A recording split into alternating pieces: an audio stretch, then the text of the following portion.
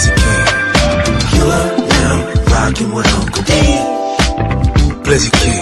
You're now rocking with Uncle D. Hit subscribe.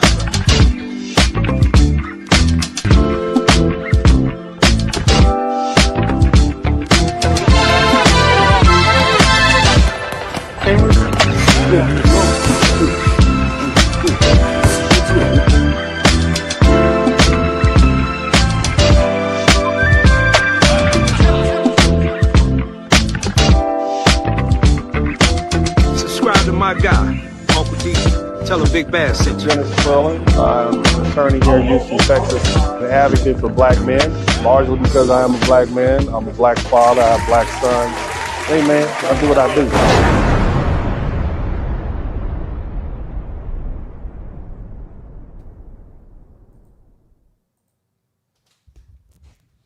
What's up, everybody? Welcome to the broadcast. Shout out to everybody in the chat room, man. I'd like to acknowledge Mr. 43TX. Thank you so much for being here. I want to acknowledge Just Being Jazzy podcast clip. Thank you so much. I appreciate everybody who is here with me today. You guys make sure you hit the number 1 button. Let me know that you can hear me clearly. And we'll go ahead and get this thing started. As you all know, my name is Dennis Spurling, and I'm a podcast. I've been here for a minute, man. I talk about a lot of things. Largely, I'm an advocate for black men. What that means is I speak up for black men. I had to do this very early on because there wasn't a lot of folk talking positively about black men. We just didn't have that, okay? Matter of fact, it was apropos, if you will, to speak positively about black men in public. You just really weren't supposed to say anything. And so, I took it upon myself to do that. I was not necessarily, I just talk about it. And if anybody has something to say about black men in general, then, I got something to say to you.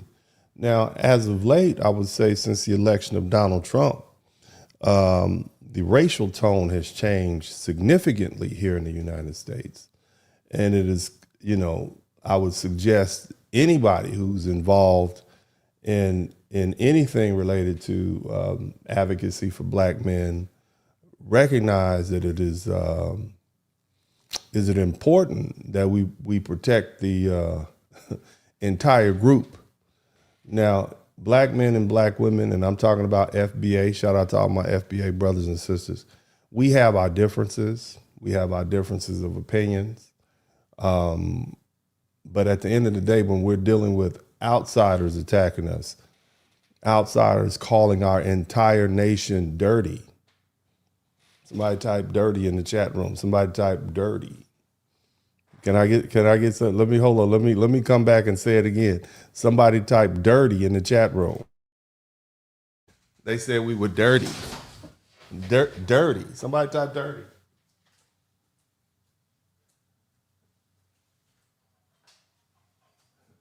Yes. Dirty. Dirty black Americans. Yeah, that's what I heard. I heard somebody call us a bunch of dirty black Americans. The nerve. Now, as you all know, I have a day job.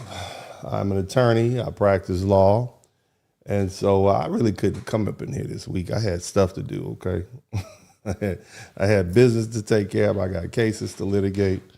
And so, I just couldn't come in here. But I'm here now. And you all know that there's a lot of reasons that people call me the Blizzard King. Because I'm ice cold with my delivery, because I don't hold back with the facts, and I'm gonna give it to you. And I know there's been a lot of people who've covered this particular subject matter related to this young woman who had these horrible things to say. Somebody type dirty. Y'all make sure y'all keep typing dirty. And don't let this smile fool you. I'm not happy, okay? Because see, when you talk about dirty, see those two beautiful people over my left shoulder? That's my grandmama and that's my daddy. And those are two black Americans. My granddaddy was from Louisiana, Mansfield, and his mama was from North Carolina, Enfield, actually. And that's their son right there. And I'm named after him. And that lady over there to the left, that's my mama's mama. Somebody type mama's mama. My mama's mama was from Mississippi. And she picked cotton till she was 60 years old. She worked from sun up to sundown. You understand me? And so when you have a person who talks about all black Americans as dirty, guess what you're talking about? You're talking about the people that I love the most. Not only are you talking about me, but you're talking about my ancestors. You're talking about the people that we love. So you might have been having a traumatic moment, but it's not my job to make it any better. You understand what I'm saying? You come with me, I've told people from day one, you come at me with a bad day, I'm gonna make your day worse. That's how I get down. You're gonna learn to hold that trauma. You're gonna keep it to yourself. I don't wanna hear about it. The last thing I'm going to do is allow someone to sit up and talk reckless about foundational black Americans, because all that happens is the people that really don't like us, the people that really, really don't like us will use that as ammunition and throw it right back at us. And we can't have that. You understand what I'm saying? And that's why I didn't take it when people were saying bad things about black men. And I'm certainly not going to take it when we got people who are so-called our own black people, or people who are immigrants saying it. We're not having it. Because see, this is what we know how this goes. There's a saying amongst successful black people. When I say successful, I'm talking about the elite, the talented 10th, the one that y'all been trained not to. You shouldn't want to be like the successful black people. You should want to be like the degenerates and the derelicts. Yeah, the successful black people, and you can look in books like Our Kind of People, and they tell you we don't speak ill about other black people in front of white people. In other words, we don't speak ill about black people in mixed company. And so this is a taboo in our culture. You know that black culture that you say we don't have? Yeah, we don't do that here. And so now you hear black Americans clapping back. Now, again, this is about protecting the black family and standing firm for foundational black Americans. And I like that term. I like FBA. I've been a black American my whole life. And if I throw foundational in front of it, it makes it easy. I've used that particular adjective in court. You understand? I've even started using foundational black American in my filing papers to be more descriptive about who we are. But the bottom line is, you got a woman who went on a public platform and called black Americans dirty black Americans. She didn't misspeak. She didn't correct herself. She stood on it. And when you insult an entire lineage of people, our grandparents, our parents, our children, you are not talking about one person. You're attacking a whole bloodline. And when you attack a bloodline, that bloodline responds. Now, after the backlash, she tried to flip the story, and they said we were overreacting. They said we were targeting a whole community because of one person. But let's be clear, when someone publicly disrespects an entire group of people, the response will also be public. And you don't get to throw a punch at a whole group and then cry victim when that group punches back.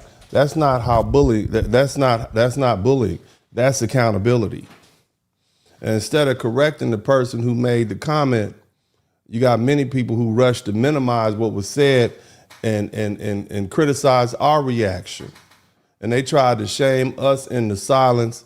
And that tactic is old, because see, for years, black Americans were expected to ignore disrespect, to keep the peace, to take the high road, right? We're told not to punch down, but silence was never earned. That never earned us any respect. It's only invited more disrespect, because that's how some people are. And so, no, this is not about dogpiling. This is not about setting, what it's about is setting boundaries. If you call an entire group of people, especially my people, dirty, ignorant, or beneath you, don't be surprised when that group of people, us, claps back. See, over here, respect is not optional, it's required. Now, let's deal with the bigger issue. See, this was never just about one comment. Because see, for years, there have been videos and posts and interviews where, Black Americans have been called lazy, cultureless, jealous, or just outright failures. And some have claimed that they're the real Black Americans, okay? Others have said that we have no history and no work ethic and no value. And every time we respond, we hear the same excuses. It's just one person. And it's not just one person. It's not. When the same disrespect keeps showing up from different voices, different platforms, and different moments, that's a pattern. And patterns must be addressed. And we live in an era of internet, and nothing disappears. The words are recorded, attitudes are visible, the messages has been repeated too many times to pretend it's random. And here's where the real problem is. Instead of checking the people who speak out of line, folk try to attack Black Americans for defending ourselves. And that's backwards. See, they want to minimize the insult and magnify the response.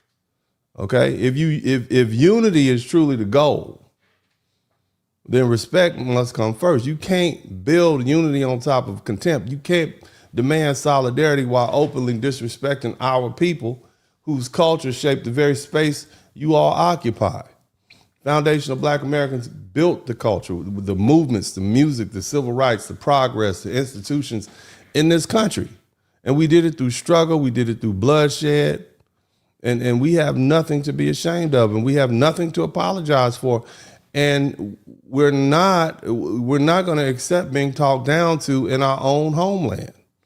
And so again, this is not hate, this is not jealousy, this is not victimhood, this is boundary setting. And if you come for our lineage and our history and our families, we're going to respond. And that's not aggression, that's self-respect. Now watch what happens next, okay? Right? Because see, this part is always, they try to rewrite. The response from Black Americans is real simple. Don't start nothing, won't be nothing. We weren't sitting around thinking about Haitians. We don't even think about foreigners. Most Black Americans can't point Haiti out on the map. We don't know where Haiti is. We don't know where any of these countries. They are not something that we even acknowledge. We don't even care, okay? We're not hunting for a reason to say anything. All of you all are foreigners as far as most Black Americans are concerned. You are all foreigners, or as they say in Conroe, which is north of Houston, where they have an ensemble of trailer parks. Furners. Y'all are all furners, okay? And spell it any which way you can. A bunch of furners. That's what we think. But the moment somebody got jumped big and calls us dirty Black Americans, you open the door wide. And once you open it, you don't get to cry because the air starts moving in. You see? I want you to understand that. It's about accountability. You need to check y'all people, not us. That's basic. Don't come over here trying to discipline the people who got disrespected and discipline the one who did the disrespecting. Because we need to be clear about something. She didn't insult herself. She didn't insult a single person. She insulted a whole lineage. So now the lineage is responding. The other thing is, there's a lot of misplaced energy out there. Folks are asking how you got all this, smoke for FBAs online, right? But you don't keep that same energy for the real problem. You what you bad about? That's not us bullying your people. You see? And that's just, if folk online are saying, don't bring your frustration to Black Americans when Black Americans didn't cause it. Don't show up loud in our spaces but quiet everywhere else. That does not read like courage. It reads like a target you think that won't hit back. That's what it sounds like. And largely, we have not been hitting back. You see? And the whole thing about us being jealous, that's embarrassing. People are straight up laughing. Jealous of what? You think Black Americans are jealous of Haitians or any of these other immigrants? Huh? Well, my thing is this: if you think we jealous of Haitian, well, why are you here? You see, if it's so good there, why are you here? You can't stand in America and benefit from America and then turn around and talk like Black Americans are desperate to be like you. That's delusional. You understand? You getting dragged and you deserve to be dragged.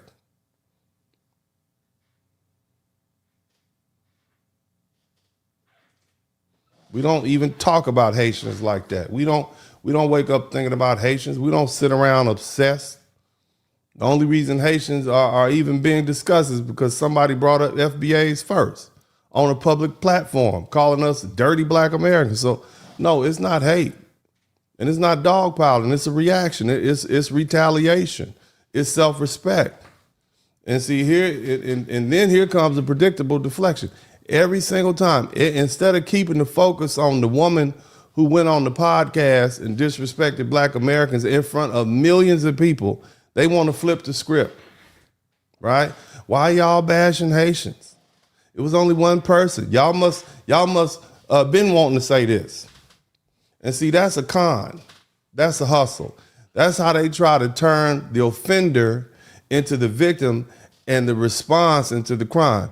They want us to be quiet, and careful, and polite while somebody publicly spits on our name. And then when we respond suddenly, we're too aggressive. We're too loud, too collective. But they forget one thing. She addressed us collectively, so she's going to get answered collectively. You see? If you throw a blanket insult on the public stage, you don't get to demand a private general reaction. You don't get to throw rocks and then play dead. You don't get to slap the family and then get mad that the family stood up together. And see, that's not how this is going to work. So we need to keep this record straight. This is not about attacking Haitians for sport. This is about a specific public disrespect aimed at foundational Black Americans and the very normal reality that when you disrespect people publicly, you get corrected publicly.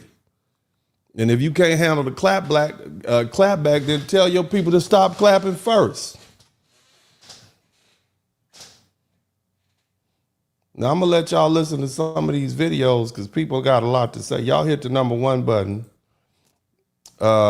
as you come in. And make sure you chime in. Let me know when you're calling in from. Let's go ahead and check some. Let's take a look at this. Fair use. Why? Where you from? What's your background? You American? Dirty Black American? They look a lot like. Where'd that come from? Okay, and so now you got, and now you got Black people about to show these folk eating mud pies. Shout out to my man Urban Eagle. So what we have here, again, I'm gonna let you guys see this video. This is a young lady. This is a little snippet of what she said. All right, and I'm gonna let it play through. I'm gonna do my best to be quiet and not talk through it. Okay, I'm gonna do my best, but I can't make any guarantees. All right, let's listen. I'm Haitian. Why? Where you from? What's your background? You American? Dirty Black American? They look a lot like pancakes or cookies. The recipe passed down from generations here in Haiti. Women spend entire days making them. Grandmothers, daughters, and younger girls. Infants are nursed while mothers work the mix. Kids seem to enjoy it. I'm sorry, I can't stop. Look, you over there eating dirt cookies and you all talking about Black Americans are dirty. You eating dirt? Have you never not heard the saying that you are what you eat? You all are calling Black Americans dirty and you are eating dirt. Explain that, okay? Look, it's not about the people and the color. It's about the culture. This is a culture issue that we have.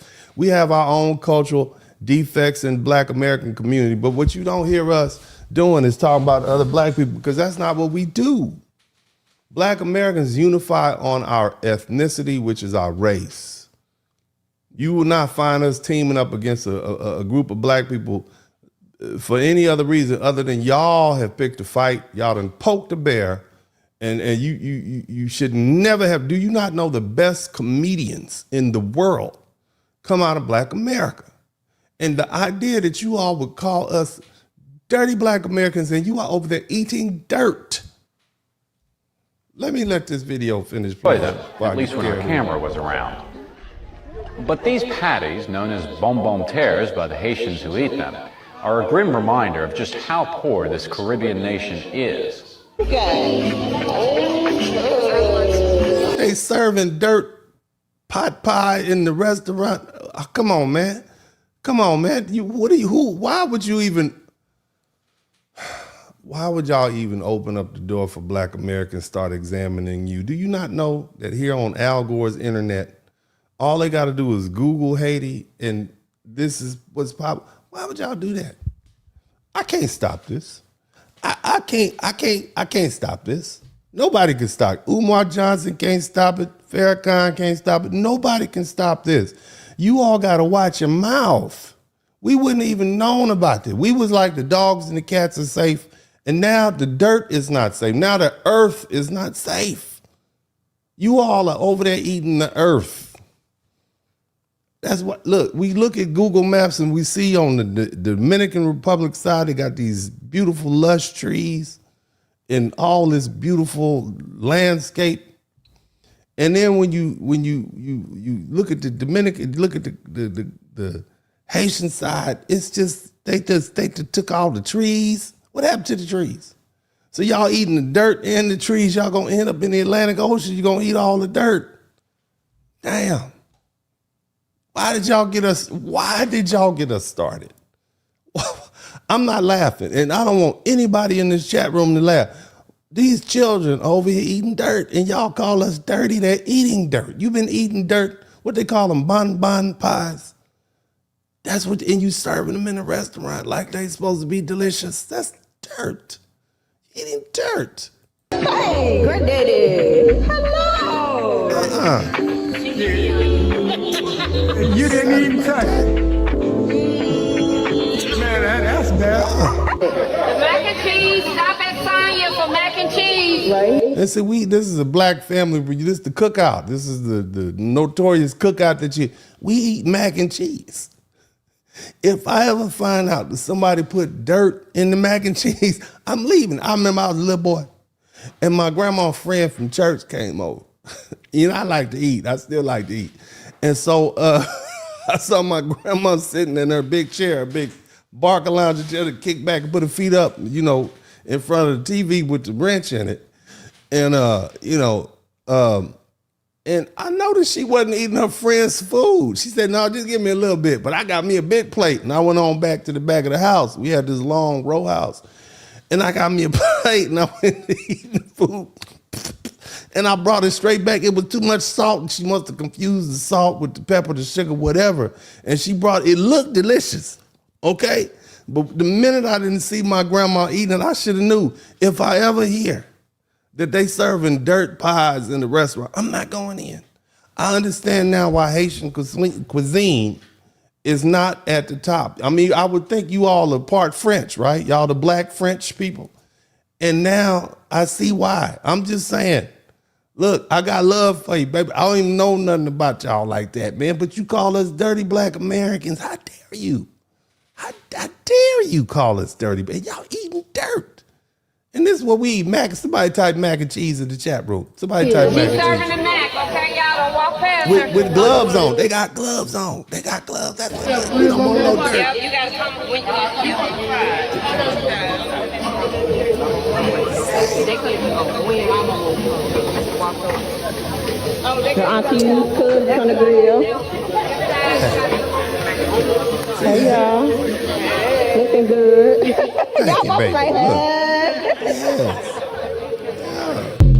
See that? They got gloves on. We don't even want dirt crumbs on our food. And y'all got the nerve to sit up here and call us dirty black Americans. Y'all eating dirt.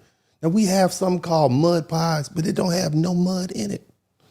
Okay? Why would y'all get us started like that? Why? Somebody type why in the chat room. Why? I don't want these black folk to jump on y'all. But y'all started this. You started, let's continue. Y'all still with me? Let's continue. I'm just trying, I'm just trying to make heads and tails of this thing. Okay, and so far it's not good. Let's go ahead and listen to some more people. Let's listen to it again. Let's keep going. Mm-hmm. I'm Haitian. Mm-hmm. Why? Where you from? What's your background? You American? Dirty black American? Huh? What? Wait, what you say? Man, Black American? What? No. Hold on. You said dirty black. fair use. You just asked me what I said. I mean, she got a whole weave in the back of her head. You got that whole horse tail in the back of your baby. You know your hair ain't that long. You know your hair not that long. That's not the hair to grow out your hair natural. I can't get over these dirt pies, but let's keep going. I did. Why you say that? Because that's what y'all. Y'all must have forgot. Okay, I ain't gonna let that mess up what I got going on. But let's look at now. Now they going to the internet. They doing documentaries on Haiti. I didn't want this for y'all. I didn't want this for y'all. I didn't. Look at this. Let it play. Look, that's where y'all living. Y'all call it dirty black Americans. It looked like a bunch of empty egg cartons out there. That's what it looked like to me. Okay? I'm not laughing at the poverty. Okay, I don't want to see no black people on the earth poor, but you are the poorest black people on the planet. And black Americans are the richest black people on the planet. Let me run that back to you. Okay? Haitians are the poorest black people on the planet, and foundational black Americans here in America, my homeland, are the richest black Americans on the planet. And you got the nerve to call us dirty. That was a mistake. That was just a mistake. You probably shouldn't have said that. Because I'm looking at this right here. Look at that. I don't see no dogs and cats. I'm saying I don't see no dogs and cats. I don't even see no dirt. Y'all done ate the dirt and the dogs and the cat. That ain't, damn, you deserve this. Y'all call it, remember I'm a black American. You was calling us dirty black. I got something for you. I've been busy all week. I couldn't come back. So I'm late, but here we go. Yeah. When you got the chickens, I want y'all to think about this. Why would you pick a fight with us and we wasn't bothering you? We can't even show you where Haiti is. We don't know where Haiti is. If it don't go there on the cruise, then we don't know nothing about it. All right, let's keep listening to some other people. Haitian woman that went on that Black American podcast, surrounded by Black Americans, and then completely unprovoked started calling them dirty Black Americans. That's what she did. Is why there's being such a push for delineation, especially in the last few years. And for me, I think the word is delineation, baby. I think it's delineation. But you go ahead and keep talking. I don't really do like the diaspora wars. I don't. But I've always had the understanding that not all skin folk is kinfolk. And I've always had the mindset, I root for everyone that is black that would also root for everyone that's black. So if you're not rooting for me because that's part of our culture. Part of black culture is we align on our blackness. We don't align on tribe and nationality and culture. If you black, you black. Whether you light-skinned black, short black, tall black, wooden leg in the kickstand black, blackity black, all the way black, midnight black, light bright, damn near white black, you're black. We don't have all these divisions. We can't afford it. There's not enough of us up here. We are surrounded by people who've been trying to get rid of us for hundreds of years. Okay? So we don't do that. So it's natural for a foundational black American to want to unify on blackness. That's why we have been so accepting to people who have come to this country and tethered themselves to the black American ideology, experience, and history. And now we're like, nah, we need to delineate because these folk are taking advantage of our kindness. And that's so. But go ahead and let this lady finish talking. Go ahead, baby. See what you're going to say. Black American, I ain't got to root for you. Mm-hmm. But I always want black people to be on top. Yes. And it's so weird because as she was sitting there, she was dressed as a typical black American. She wasn't dressed in what they wear in Haiti. She wasn't dressed by whatever a Haitian or traditional Haitian would wear. And I think that's really... We see what they were wearing in Haiti. They were not wearing a lot in Haiti. But go ahead. Really interesting that you come to America, you dress like us, you look like us, you walk like us, you even have an accent like us, but you can't stand us. Mind you, she has a business in the Bronx doing brows. But why wouldn't you do that in Haiti? We're so dirty, we're so this. And it's a weird, because in the diaspora, there's this weird idea. She gonna lose some business. She gonna lose a lot of business. I can see that now. Go ahead. Yeah. Go ahead. You know, or this weird, not even idea, this misunderstanding that Black Americans don't know where they're from, or they have no. We know where we from. We from here. Why are we the only group of Black people that you ask where we from? Why don't y'all ask those people in Guyana where they from? And I'm not talking about Ghana, okay? For my people who can't spell. Guyana, okay? Guyana, okay? Or why don't you ask the people from Belize where they're from? You don't do that. They say they're from Belize is good. But when you ask a Black American where we from, we like, I'm from here. What you mean? How long do we have to be here to be from here? Our ethnogenesis was here.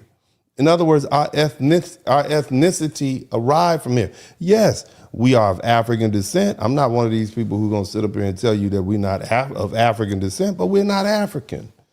First of all, Africa is a continent. North America is a continent. Okay, the United States is a nation. You got different nations in Africa: Ghana, Togo, Benin, Sierra Leone, Nigeria, etc. Okay, I am of African descent, which means I have African genetics, African DNA, etc. But like most Black Americans, we got more. We got a little Native American in there, got a little European. That sixth great-grandfather was probably a white man. You understand? But our ethnogenesis was here. We are a people of this land. We don't need to be here another 400 years to convince you all that we are people of this land. Okay? We are who we are. But let's keep going. Culture. And it's weird because they consume it. America's biggest export is Black culture, but it's through the lens of white Hollywood. And for me, I watch a lot of K-dramas. I watch a lot of C-dramas. I can see you watch a lot of TV, baby. You need to get out a little bit more. May I suggest maybe get a little walking regimen in? Maybe a little walking regimen in. That's what I suggest you do. Okay? Because you need to get away from that television. I'm just looking at you, baby. I care about you. If I was your uncle or your daddy, I'd say, look now, baby girl, you need to get on out and get your little sunlight. Get them hips moving. Get those feet moving, okay? Because you're clearly sitting around a little too much, okay, baby? You said that girl dressed like you. That girl don't dress like you, baby. Baby, you are clearly 38. You're a little stout, okay? She don't dress like you. She wear about a size 6, and you wear about a size 19 or 20, okay? And I'm not talking about shoe. Okay, so I'm gonna let you keep talking. Let her keep talking. Go ahead, girl. Baby, go ahead. I would never, ever watch, K-dramas, C-dramas, and then go to Korea, and then go to China, and then say, you know what, let me speak on y'all's politics. Let me speak on your culture. I would never do that. And yet within the diaspora, that's what constantly happens. They see this usually a white lens of Black American culture, and then they speak, and then they come here, and then they look around, they say, Stop blaming the white people. These Black folk know what the hell they're doing. You don't think they have TikTok? And there's no filter on TikTok. This is the age of social media. Okay? This is the age of social media. These people know exactly what's going on in here. They don't have a white lens filtering them. They can look on Facebook and TikTok and see what you're doing, okay? They don't. Now look, Dr. Sharon said, don't attack her like, baby, I ain't attacking her. I'm just saying, look, the little walking regimen in. That's all I'm saying. I ain't trying to attack nobody. I'm trying to help people, baby. Dr. Sharon, don't be over here mad at me. I'm just saying the little lady need to do a little walking. I'm losing weight. I've lost, remember last month I was in here talking about I was angry and hungry because my wife put me on a diet that I didn't like. I've lost 6 pounds. I'm proud of me. Somebody say, shout out to Uncle D. Look at me. I lost 6 pounds. I'm saying, don't be mad at me, baby. Come on now, auntie.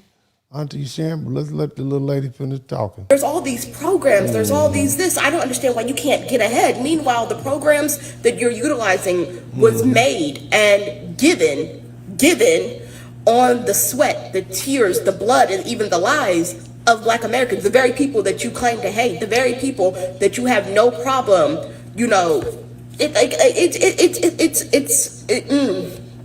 like, yeah, y'all ain't say nothing about. I ain't say nothing about a little nose ring. I ain't say nothing. That's obvious. I'm speaking from a place of love and care. Okay, don't be judging me. Where we going at? Right, Chim. Find y'all something else to do, boo. Because Clark, we tired of y'all. We do not think about y'all, but yet we always on y'all mind. Always on y'all mind. Y'all come in our spaces. Because why are you on a Black American podcast? If you don't like Black Americans. Sure, I ain't got time for it. I'm not for the bullshit. Uh-oh. Her beauty studio is called the Beauty Bandit Beauty Studio. The Beauty Bandit. Somebody type Beauty Bandit in the chat room. Uh-oh.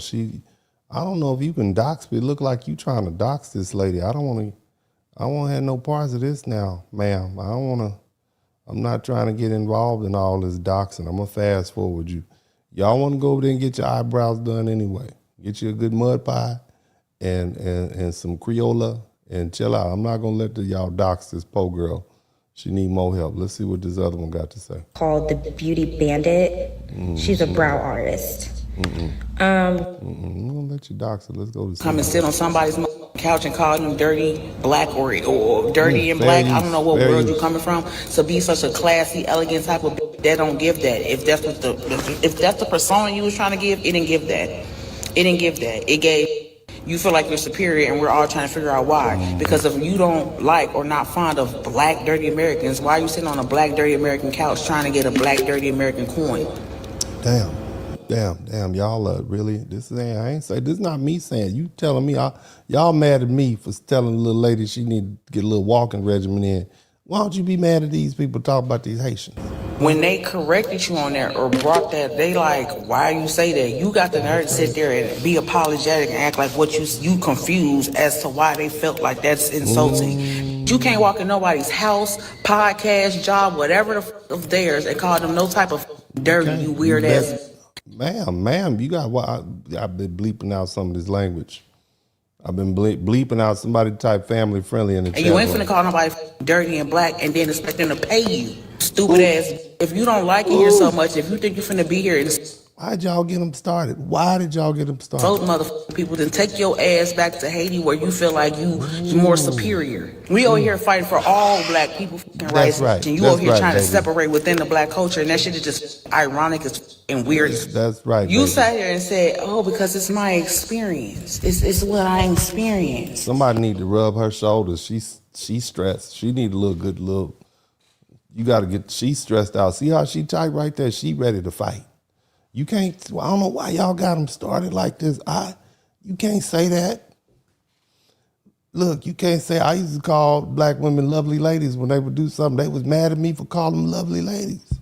Somebody type lovely ladies. You can't say nothing. And you don't call them dirty Black. Ooh, you talk about all of us, but I'm just saying, let's keep listening. Somebody say she's passionate. She sure is. She's very much You experience Black dirty America, but you still on Black dirty American soil. Really? But then the moment motherfucker starts talking about where you came from or how she looking up over there, then it's it's wrong. Yes. We wrong.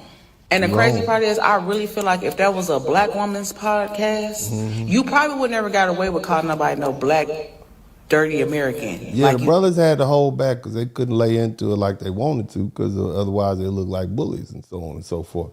But let's keep going. Did on them niggas podcast, because honestly, God, ma'am, you were doing great. Then you threw an N-bomb in there. I'm trying to stay monetized.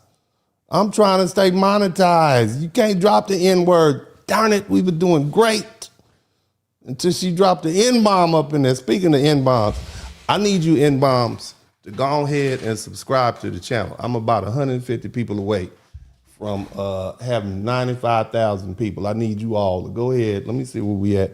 If you all subscribe to the channel, somebody type N-bomb in the chat room. Let me look at my little Everybody else getting 100,000. I should be up here talking about Anton Daniels, and then I would have more subscribers because I want to talk about history and social events and so on and so forth. I haven't increased. I need you all to subscribe to the channel. I need 169 people to subscribe to my channel right now so that I can get where I need to get, okay? I need to get to where I need to get. Y'all go ahead and subscribe to the channel right now, okay, as we let these ladies cook. Really, they roasting. But get them subscriptions up. Don't play these silly games. I would have had a sister waiting outside the parking lot for your ass. Ooh-wee. Looking confused. Oh, I'm sorry. It's like that's what we going around here. Where you at when we around here calling each other black dirty Americans? Why you sitting up here making something like, oh, you just so baffled that's insulting. You won't walk in nobody's house calling them no black dirty American because you'll get your ass beat the fuck up. Man, I'm going to get her up out of here because I don't want to lose what little monetization I got. Y'all, let's move on to the next one. Y'all hit the number one word. Let's keep it pushing. Look at this pretty lady. Go ahead, baby. What you got to say? American? That's wild. Reminds me of a time that Wait, they wouldn't talk about you. Just met, mind you. Asked me what I was. Black. Mind you, they too are black. Afro-Caribbean. Said my family. Fellas, I want you to stay away from women like this. If you are under the age of 40, you don't want to deal with no woman like this. If you are under the age of 40, don't deal with a woman like this. This woman right here, this woman is not to be played with. Okay, I can tell, okay, she is all up over you. You think that you stand a chance, you don't. Okay, you don't. You don't stand a chance with a woman like this. She will have you coming and going at the same time. Okay, she will take your lunch money. All right, I'm just saying this is a tiger right here. This is a tiger. Don't mess with her. Leave her alone. Leave her alone. From Alabama and Mississippi, foundational Black American for Black grandparents. Well, mostly Black. Yes, anyway, Lord. but foundational Black American, they were like, oh, I thought you were a regular Black person. No, you didn't. That's why you asked me. Because ain't shit regular about me. And ain't shit regular about any of us. Yeah, leave her alone. She's a Hampton, Howard graduate. She probably hang out in the Hamptons with her friends. Don't mess with her. Leave her alone. I know y'all, she's so beautiful. You don't want none of this. I done dealt with women like this in my life. Okay, I ain't really trying to have all these conversations. I'm not, Lord Jesus, you don't want to be dealing with somebody like this. Too much. If you're under 40, leave her alone. Leave her We're alone. not regular, and you know it. Happy Black History Month. Thank you, ma'am. Thank you. We're going to go ahead and leave now. Thank you so much. We don't want to deal with her. But she made some good points. She didn't look like a dirty Black American to me. All right, let's go on to some more people. Y'all all seen that video of the Haitian girl saying dirty Black Americans on Instagram? If you haven't seen this on Instagram, we saw I think that it's called Daily Wrap Up Crew, whatever. I'm not a fan of that podcast, but I've seen a couple episodes. I'm not a fan. Okay. But it's too much ignorance that goes on there, and that was prime example number one as to why I don't watch that, because why was that even said? Dirty Black Americans. Girl, what? She had it on. It was something she had planned to say. It probably wasn't the first time she said it. Probably wasn't the first time she heard it. That's what got all us looking suspicious. Like, look at you. You're inspired by Americans. Everyone in America is inspired by Americans, whether y'all getting lash extensions, nails done, whatever. Y'all all inspired by Black Americans. White, Hispanic, Dominican, Puerto Rican, Mexican, Honduran. Y'all are all inspired by us. So what was the hate for? And I don't appreciate also how the Black Americans is sitting here calling her a dirty Haitian, saying they eat dirt in her country. They so dirty in her country, they da-da-da. No, yeah, they got to come here for a better life in that country, and that country is going through a lot with their president and stuff like that, like all this other stuff, their government, but like that don't mean that y'all have to. You see, Black people got a lot to say about this. Y'all made us look, okay? You all have made us look at your situation. You can't point your finger at one person and not expect three to be pointed back at the whole you. entire country, like just like she did for y'all. That's why we keep fighting hate with hate, and it just don't make sense. That's why the diaspora wars keep happening. It just not making no sense to me, y'all. Why I'm sure come at her outfit, come at her lisp, go on her page, like, you know what I'm saying? Like, do different stuff like that. Unless you. No, we gonna come at her because she came at us. You picked on us, and we gonna pick on your team. That's how it works. You can't talk. That's how it works, baby. You can't. When you pick a fight with somebody, you can't judge them for how they respond. That's how that works, you know. I feel like people need to come at you like and generalize your community when they can't say something personally about you. She's dead ass wrong. She's dead ass wrong, but like y'all kind of wrong too. No, we not. We not wrong, baby. We not wrong because this is our country. And if you come up here calling us dirty black Americans, then we need to check you on that because there are white racist bigots who will take those statements and turn around and use them against us. We've seen it happen in the black community. We've seen it between black men and black women. And we've seen all these fights that's been ginned up. I go and I put myself back in the 1980s and 90s and I look at all those videos of black women who are basically put on TV and just let them say whatever comes to their mind about black men. And it's taken us 40, 50 years to deal with that, okay? And so we are not going to sit around and just let people talk bad about us, especially black women. They just never have done that. So this is where we at, okay? Let's let her finish. Happy Black History Month. If that was me, I would have posted that in March. I know y'all wanted y'all podcast to go viral and y'all wanted to expose her for being a hating, a hating girl, but like, don't do that during my month. Don't do that during Black History Month, y'all. Happy Black History Month, y'all. Yeah, it's been a very interesting Black History Month, hasn't it been? Let's look at this lady. To go on that podcast and call black Americans dirty? Yeah, no. We don't stand for that. We're not in. What the hell did she say? Did she say ISIS? To that. Listen, we are not gonna call black Americans dirty. Like, why would we do that? Like, for one, maybe that's how y'all really feel. Because that's what we thinking. We thinking maybe that's how y'all really feel. Y'all sitting up there talking bad about it. Those words rolled off her mouth real easy. Wasn't it? It looked like she had practiced. That's what it looked like to me. It looked like she had said it before. Okay? But let's let you finish. A lot of us were born here. Just because both of our parents are Haitian descent, we were born here. We're black. We're American. We were born here. Yeah, but you're not foundational black American. See, that's the difference. That's why we're delineating. You can be black and American because you are black and you live in America, but you're not foundational black American. That's why we delineate it, okay? Just like when y'all delineate, when one of your kids get accepted to 12 universities, Ivy League universities on the East Coast, you delineate, we're gonna delineate.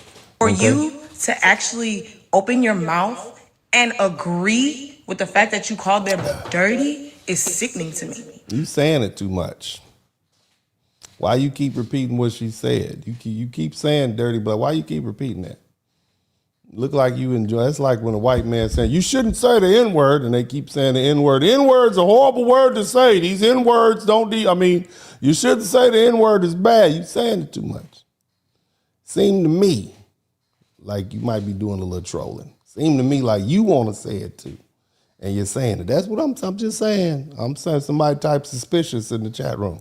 Somebody type suspicious in the chat room. It's just like the way when I was in high school, the people used to bully me and say certain things about Haitians. You're making it okay for people to say things about Haitians. You're opening up that door for people to talk junk about Haitian. We do not. We gonna do it. I don't care how many Milli Vanilli, whatever you said, we're gonna do it. Milli Vanilli can't save you, baby. Okay? Nobody, Nubia, none of that's gonna save you. All right? Stand with her. She is on her own. I don't know where she got that from. I don't know why she said that. You know where she got it from. She got it from you all. That's what you say.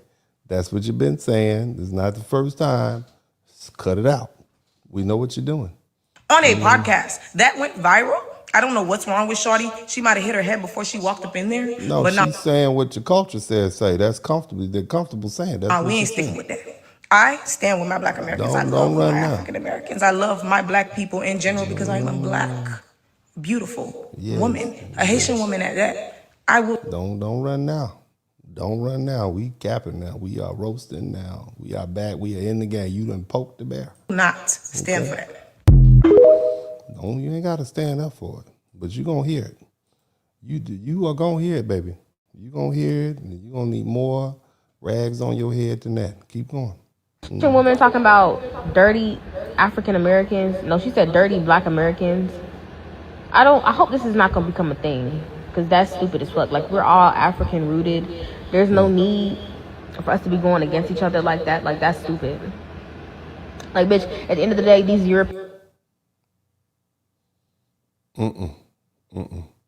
people view us as Negroes, so I don't understand that.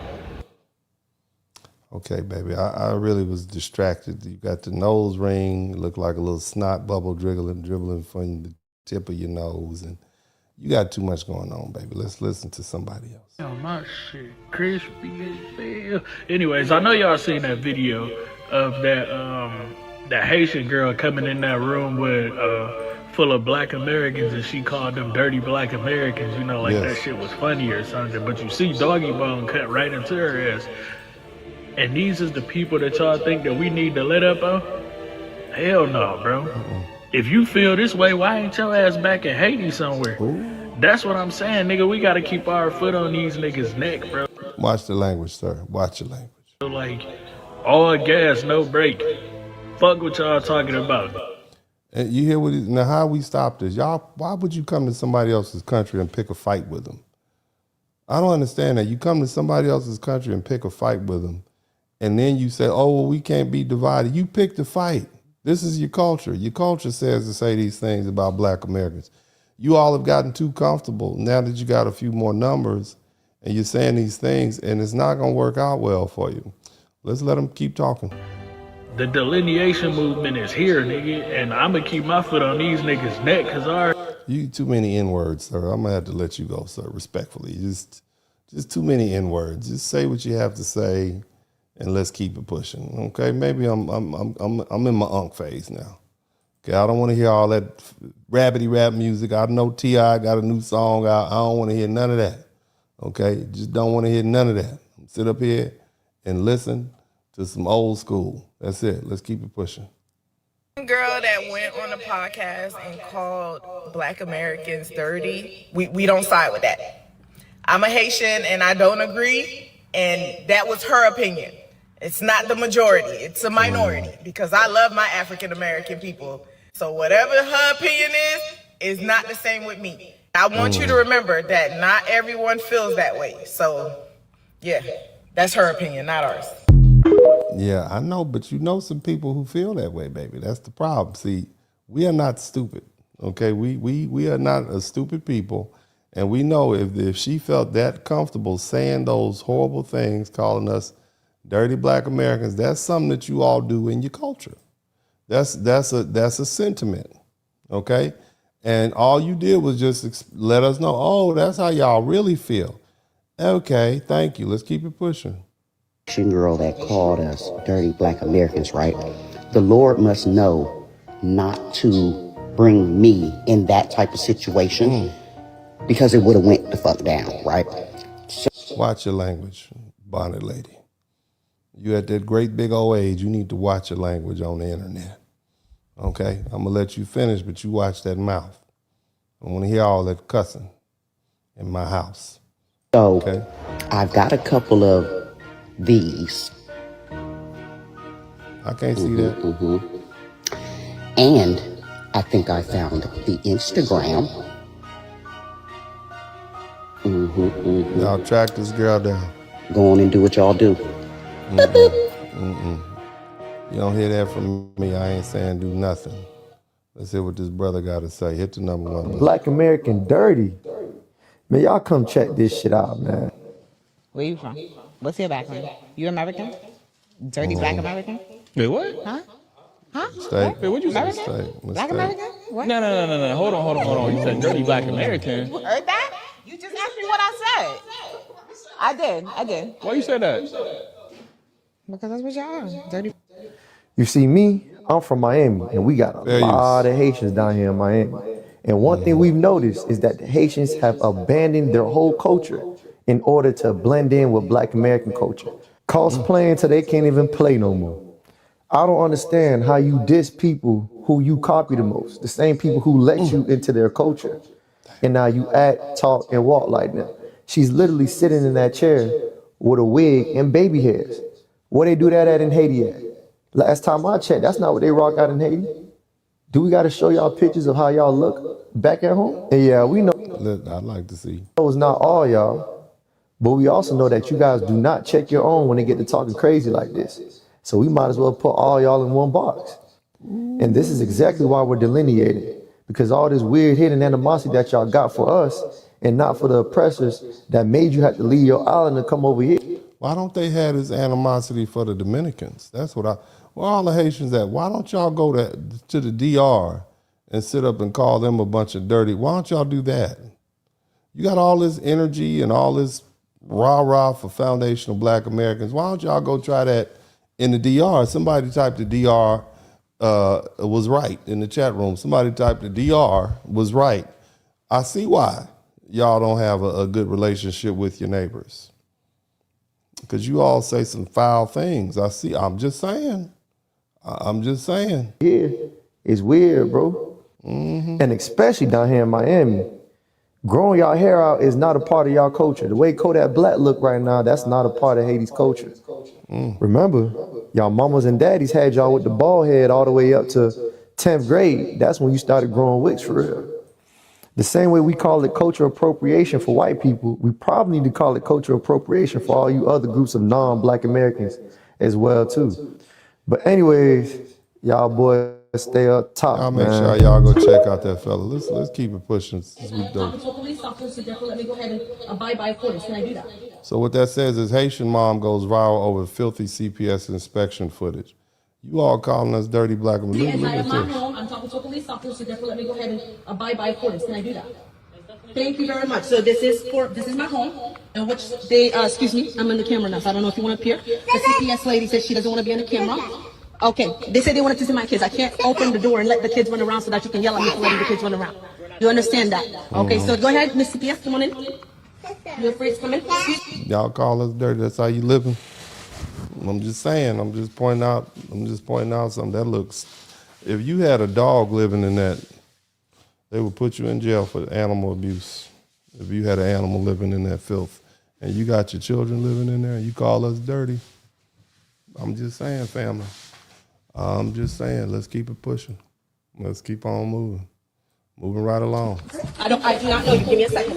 You have to slow down. My fridge, my sink, the bathroom is in the back. Okay, take a second. Excuse me, honey. There's people. Back up. Back up. This is mess because it's an efficiency, so therefore the kids need activity to be, activity. This is not very safe. That's safe. This is mushroom. It's nasty. This is mushroom. This is cereal. You know why I have the box of cereal here? And Somebody type nasty in the chat room. That's nasty. in the backyard there's a playground. And there's sun in the backyard, and I am a broke mom, single mom. Where? And which I can already, right there, Broke right there. and single. On the floor. The bed is dirty. The bed is fine. The bed is dirty. Please come check the bed. Please come check the bed. Okay. Please come check the bed. Please bring your tools, because you just called me dirty, and you just called me a horrible mother. Please get inside my home.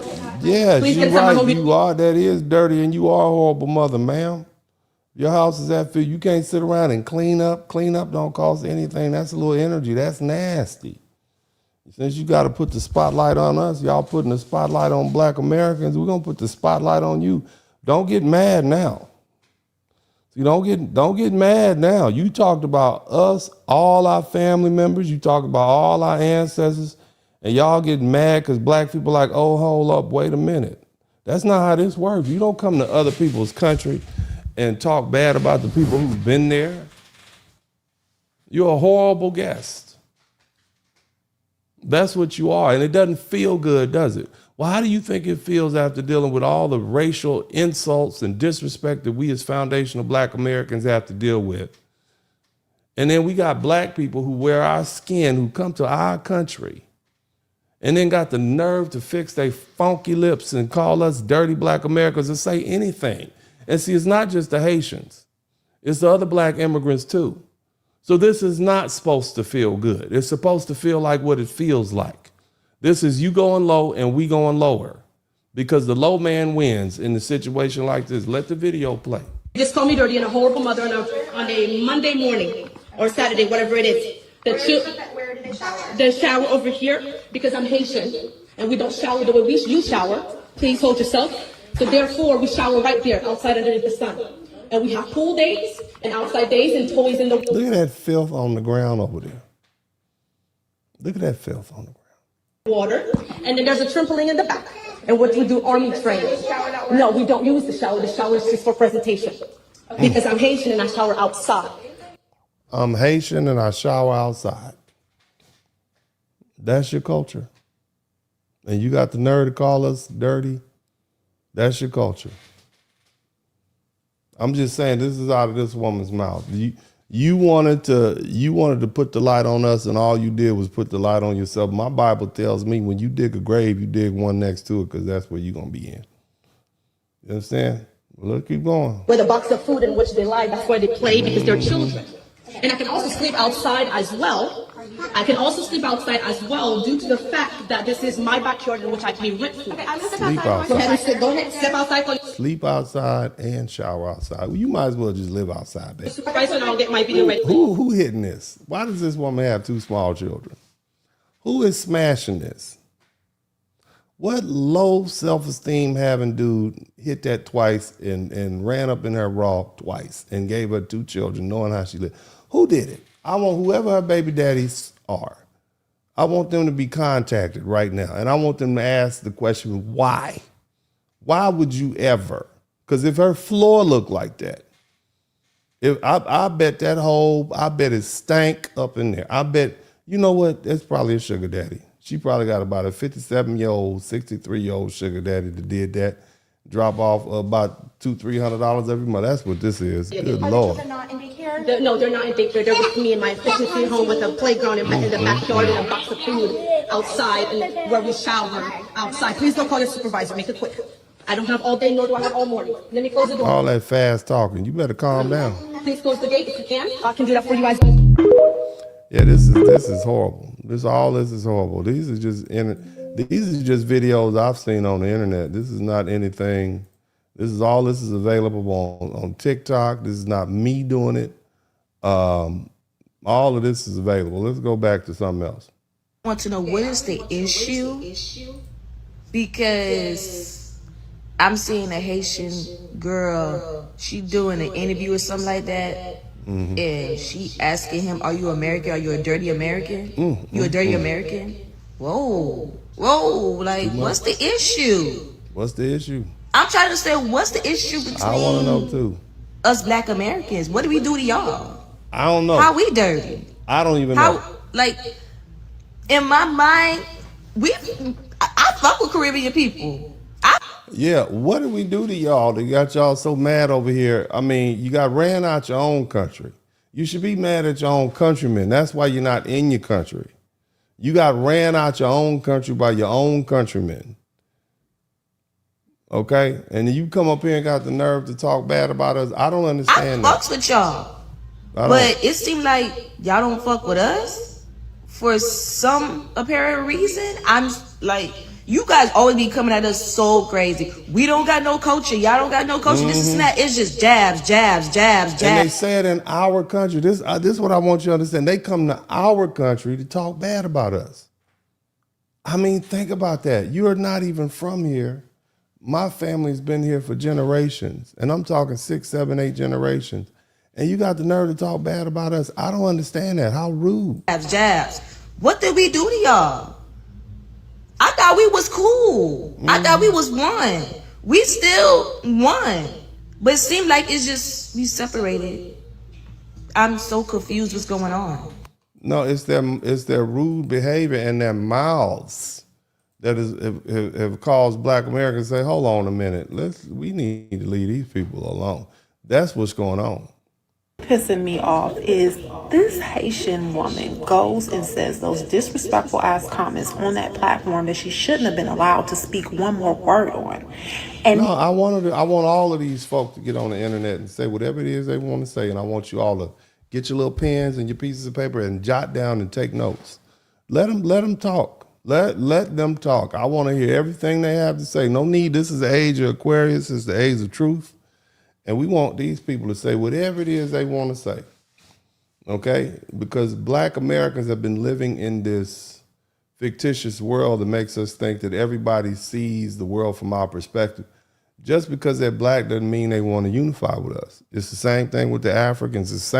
Hey, look, I'm just saying, these people come over here with these issues. This is not us. This is not our fault. And that's the subject I want to talk about. We feel guilty about the fact that, you know, we can't unify with all these black people. That's why black Americans want to unify so much. But these people can't even unify in their own countries. Don't feel guilty about it. They brought that conflict over here with them. You understand me? I want you black folks to understand. We're doing, I mean, this is a social MRI, if you will, okay? Socio-political. Let's listen to the little lady talk. Now that black Americans are saying things and defending themselves, I'm seeing people in their comment sections talking about we need to all be sticking together. We're brothers and sisters of the diaspora. Don't go low like her. We were mistreated when we came here.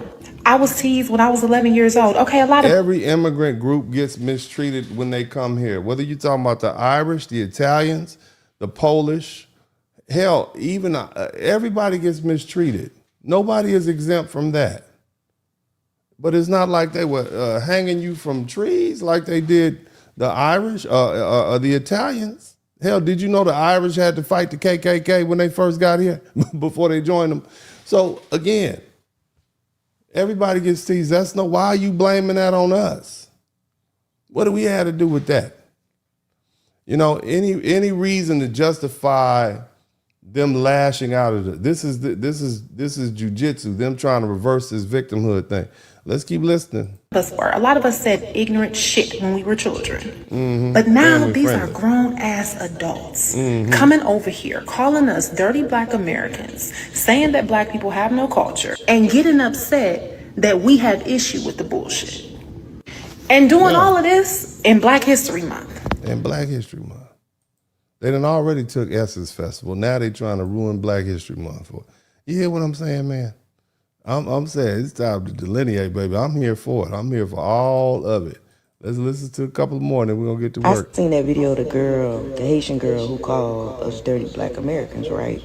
And we all saw it. It's crazy that I know for a fact that people from foreign countries have always felt like black people were. So listen, when I was in 12th grade, I moved from Georgia to Florida. Now, mind you, I moved from a very, very, very country town, no Walmart. And you sound country, too. You sound country. What kind of bonnet is this she have on her head? This is a new kind of bonnet. What kind of homemade potato sack bonnet is this young lady has on top of her head? What is this? Okay, somebody explain. Where can I get that? Let's go. You know what I'm saying? I was in Homerville, but I was in Valdosta. There's Walmart and stuff in Valdosta. But when you were in that part of Georgia, the only other culture that you would see is probably like a Mexican or a Chinese person, right? Yep. You don't know anything else about anything else, right? Nope. And half the time, you're not familiar with the fact that there's not only just Mexicans, there's Cubans, there's Puerto Ricans, there's Dominicans. Shout out to Sherry. Did I say it? Sherry Knight. Thank you so much, Sherry. I appreciate you. Y'all leave Sherry Knight alone. She's one of those women. Sherry Knight is one of those women you don't want to mess with unless you're 40. I can see that right now. But let's go ahead. And if you see a person that looks like they're African, you're just going to say, oh, they African. You don't think that they may be Kenyan or some other, or they may be Haitian. You just see somebody who looks like they're from another country and you automatically say, oh. You're saying they look, I know what you're saying. They look Haitian, they look African, they're Haitian. You basically saying they black. That's what you're saying. That's what you're saying. I know where you are. Oh, they African. So where I'm from, you don't see many other cultures. So when I moved to Florida and I went to high school, my 12th grade year, I went to Inglewood High School, and they had a program called, I think it's called ESOL program or something, where if you don't speak English, there's a whole hall for non-speaking English students. And, they give them classes to help them speak English and things like that. So I get to the school and I'm just excited because I've never seen so many different cultures. So I'm walking to class and I see these tall African kids. There's these kids that are Bosnian. There's I don't think they're German kids, but I know they were Bosnian kids because I had made a friend and her name was Nirvana. And I was one of those people who were just intrigued. And so like when I first got there and I was walking up to the African kids. Don't tell her none of your business. Don't tell her any of your business. She gonna tell everybody. She look like she can talk. She get right off the phone with you after you told her. Don't tell nobody all this. I need you to keep it a secret. She get right on the phone. Girl, let me tell you. This her right here. She gonna tell your business. She'll tell it. She ain't keeping no secrets. She can't hold water. Okay, I'm gonna let you know that now. Don't tell her nothing. She enjoys talking. Okay, she ain't said nothing about she went to a new school, been talking to us for like 3 minutes. We have not learned anything new. Okay, she likes telling us. She likes telling. I can see that now. Go ahead. And I'm talking to them. Somebody pulls me to the side, and they was like, "Oh, them African kids don't like don't like us. They don't like us." And I'm like, why not? What we do to them? I've always been like, I don't give a fuck. So I'm still trying to make friends with them and talk to them. They could barely speak English, but like, they don't like when I seen all those different cultures, I was just like, oh my gosh. So, you know, when you come from where I'm from and you haven't seen this, it's almost like, you know, so I learned how to speak Bosnian a little bit, you know what I'm saying? Because my friend Nirvana, she sat in front of me and I ask a lot of questions. So I got the little white friend from Bosnia. Well, how much Bosnian do you speak? Is the language called Bosnian? Is it really called Bosnian? I don't know. I was very curious about their culture, you know. I've always been curious about different cultures. I met some girls who were from Jerusalem.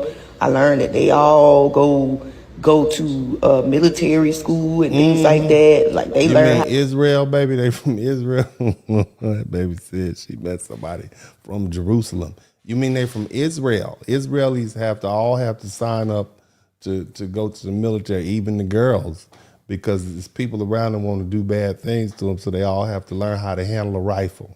Okay, you are just country as a brown egg. Go ahead, baby girl. Go ahead. How to fight for their country at a young age. Like, it's just so much I learned because I'm very inquisitive. But I've always heard that Africans or Haitians do not like black people. And I'm 40, and I heard that when I was in high school. So that ain't nothing new. It ain't nothing new. Shout out to Shaky Jake. Thank you so much. We're going to read all the super chats when we get to towards the end of the broadcast. But I'm letting the people speak. I want the people, you know, this is them saying this, okay? And, you know, this is what the people are saying, and we want to listen to what the people have to say. Let's get a couple more videos in here. We're going to ease on into the lesson. That clip of that Haitian lady on the podcast talking about where you from. Yes, you we from did. America. You a dirty black American. Ooh. In the comments, there's a lot of Haitians like, please don't think that we all like that. Cause we not, which could be true, you know, like whatever. But it's for us, I feel like for black. I'm sorry, you said it could be true. Hold on a minute. Let's go back to it. I missed something. Now you said what now? That cause we not, which could be true, you know, like whatever.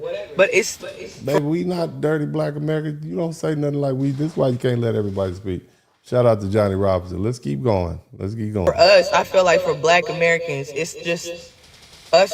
It's a reminder that it's so many of them people that's not black American, whites, Mexicans, whatever. This list goes on that don't like us. Mm-hmm. That even if one of your people that represents you, like it's just a mental note, like I need you to form your thoughts, baby. I need you to go ahead and get this coherent thought and get it out, okay?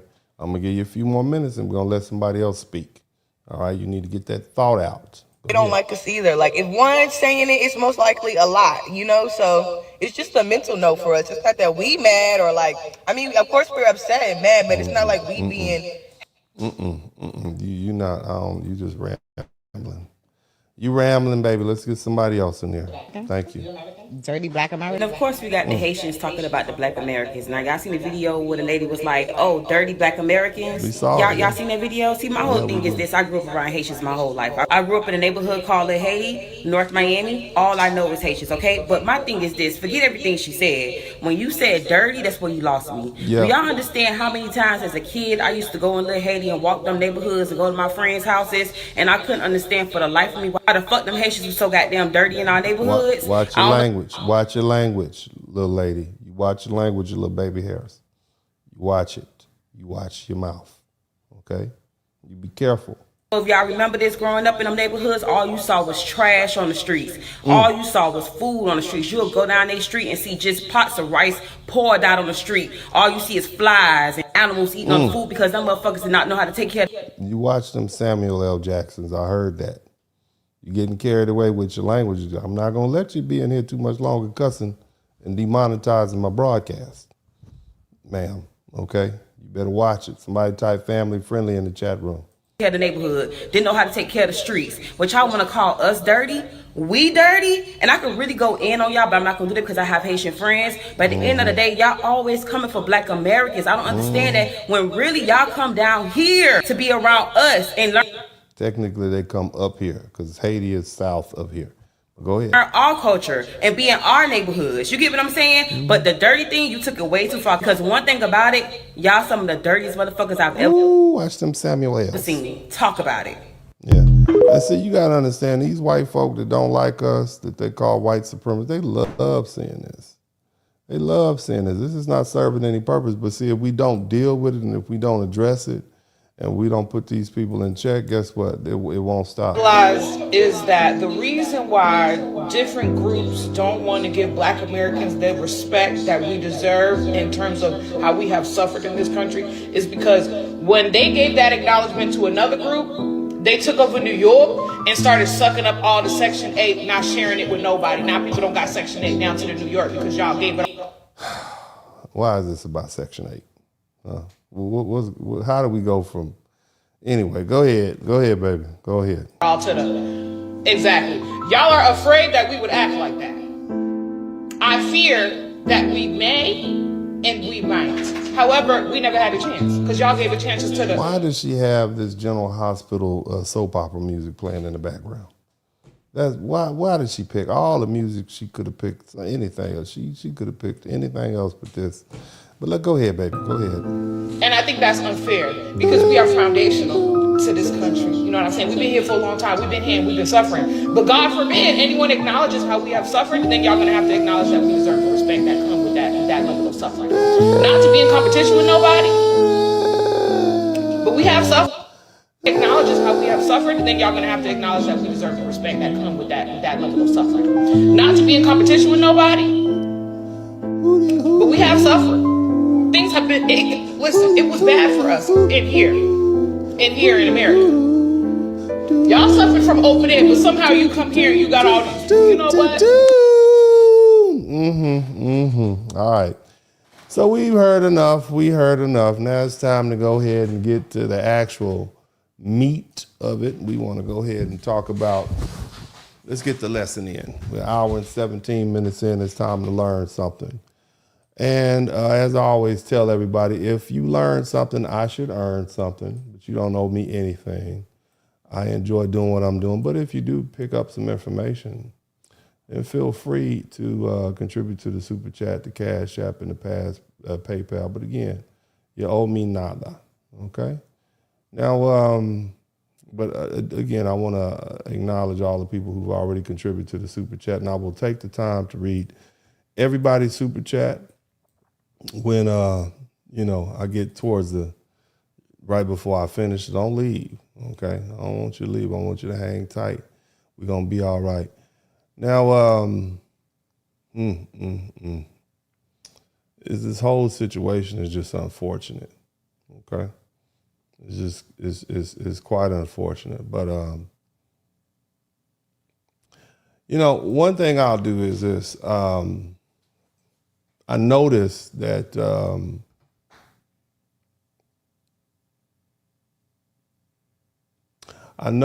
when we talk about Haitians and there's this backlash when they do, because it's not the first time they said something raw and crazy to us.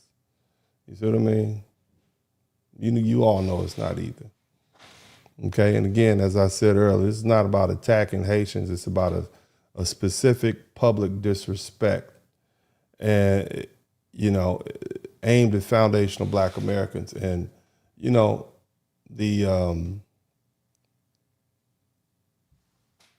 the very normal reality that when you disrespect people publicly, you're going to get corrected publicly. You're going to get checked publicly. And that's what you see happening.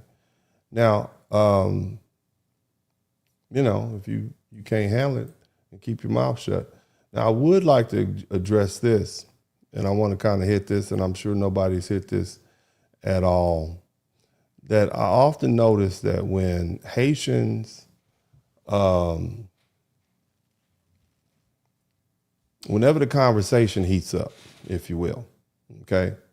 Whenever the conversation heats up, they always pull up this 1804, okay?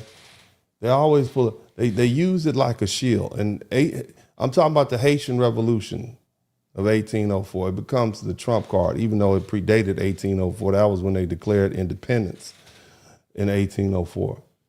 And the implication is the same. We freed ourselves in 1804, and somehow that means Black Americans owe us gratitude.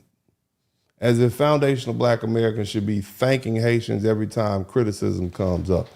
As if 1804 gives them a permanent moral leverage. We need to slow down. Let's slow this down and deal with history and not emotion, not slogans, and not all this internet mythology. The Haitian Revolution started in 1791 and it ended in 1804 and began in a French colony called Saint-Domingue, which was one of the richest slave colonies in the world. You had enslaved Africans on that island who rose up against the French in 1791. And you had early leaders like Duty Bookman, whose ceremony is cited as a spiritual spark of the uprising. And as the revolution developed, you had major figures emerge like Toussaint Louverture, who became the central military and political leader of the revolution in the late 1970s. And after Louverture was captured by the French in 1802, and he later died in a French prison in 1803, the leadership passed to Jean-Jacques Dessalines, who ultimately declared Haiti's independence on January 1st, 1804. And, he went around after that slaughtering French women, men, and children, okay? But it was after that that the Declaration made Haiti the first Black republic and the first nation born from a successful slave roll. That's what they tell you, right? Right? Isn't that what they tell you, right? And again, it's historically significant, but it sent shockwaves. Shout out to Dr. Sharon, baby. Thank you so much. It sent shockwaves through these white folks who were slave owners. It was like, damn, we got these blacks down here, these little French-speaking blacks, killed all the white people, okay? And it made all these European colonialists, they feared similar uprisings, okay? And slaveholding societies, that included the US, they were scared to death. It was already bad enough, okay? And so there's no doubt that the revolution had a global impact, and it also influenced the Louisiana Purchase. I said influenced the Louisiana Purchase in 1803. So when Napoleon Bonaparte sold the Louisiana Territory to the United States, after France couldn't regain control of Saint-Domingue, that decision actually doubled the size of the United States, okay? It doubled what we call the US. However, here's where we need some clarity, okay? The Haitian Revolution did not legally free enslaved Black people in the United States. Slavery in the U.S. continued for nearly 60 years after 1804. And it was at that point that they started the breeding farms. All right. The United States didn't abolish slavery until the 13th Amendment was ratified in 1865. And that was after a civil war was fought. After 600,000 men fought in the war, 200,000 of them believed to be Black men and also Black women, because you all may not know this, but Harriet Tubman was our sister Harriet Tubman. She was a captain for the Union Army. So Black women fought too. But again, during that period, okay, between 1804, slavery actually expanded westward. So while Haiti's revolution was powerful and symbolic, it didn't dismantle slavery here in the United States. I mean, it's 60 years later? No. After a war? No. Okay? It's also important to note that the United States didn't even officially recognize Haiti as an independent nation until 1862 under President Lincoln. It was just a bunch of blacks down there on the island running wild. This is 6 decades after the Haitian Revolution, and that tells us something about how the U.S. government viewed Haiti at the time. The Haitian Revolution absolutely deserves respect for what it was, a bold historic uprising against the, French colonial slavery. But we must separate inspiration from causation, okay? Inspiration is not the same as direct liberation. The freedom struggle of foundational black Americans inside the United States through resistance, abolitionist movements, the Civil War, Reconstruction, the Civil Rights Movement, and beyond was driven by black people here in the United States fighting on American soil under American law. And history is powerful, okay? Okay, but it has to be accurate. Now, let's take this even further because this is the part that rarely gets discussed. The truth is, Haiti was not the first independent black polity in the Western Hemisphere, formed by Africans who fought their white European slavers, okay? I don't care how much these Haitians cry and whine and tell you this and throw it up in your face, they were not the first. They weren't even the second. You understand me? Are y'all listening to me? They were not the first. All right? Now they'll throw that up in your face like they were. All right? It was the most famous for its time. It was quite geopolitically disruptive. Okay? It did get recognized as a nation state, even though they own the butt end of the island. Okay, they're still a state. They're a tiny state. But it wasn't the first organized African state in the Americas. It wasn't even the biggest. Okay? And we're going to go a little deeper. Because, see, long before 1804, are y'all listening to me? You're going to learn something. Are you all listening to me?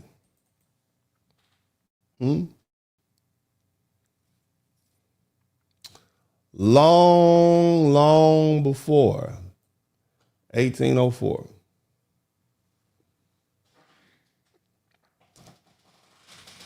Africans in the Americas were resisting, escaping, organizing, and forming sovereign communities before Dessalines, before Haiti became independent, okay? Before any of that. Before any of that, you had a man named Ganga Zumba. That's right, his name was Ganga Zumba. He was the first recognized king. Do you hear me? I want you to hear what I said. King of the Quilimbo dos Palmares. Okay? Now, where you guys, where was this at, Uncle D? Was this in Africa somewhere? Where was it? Where was this? Well, number one, let's start with the fact that this was the 17th century. Okay, he had a kingdom formed of escaped African slaves or former enslaved in Brazil. Let me see if I got a photograph of the brother. I want y'all to see a picture of this man. Okay, his name was Ganga Zumba. Let me see if I can run this up. I want you guys to take a look at this. See if I can get a good photograph. I think they have a statue of him down in Brazil. All right. Just so you guys know I'm not making this up. Ganga Zumba. Got a Wikipedia page and everything.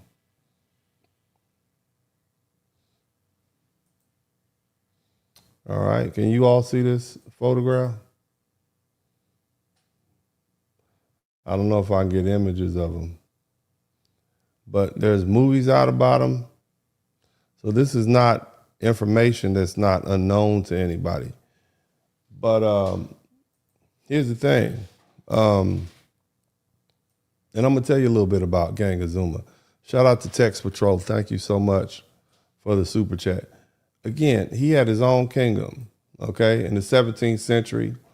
Now, he was born in the Congo in 1630.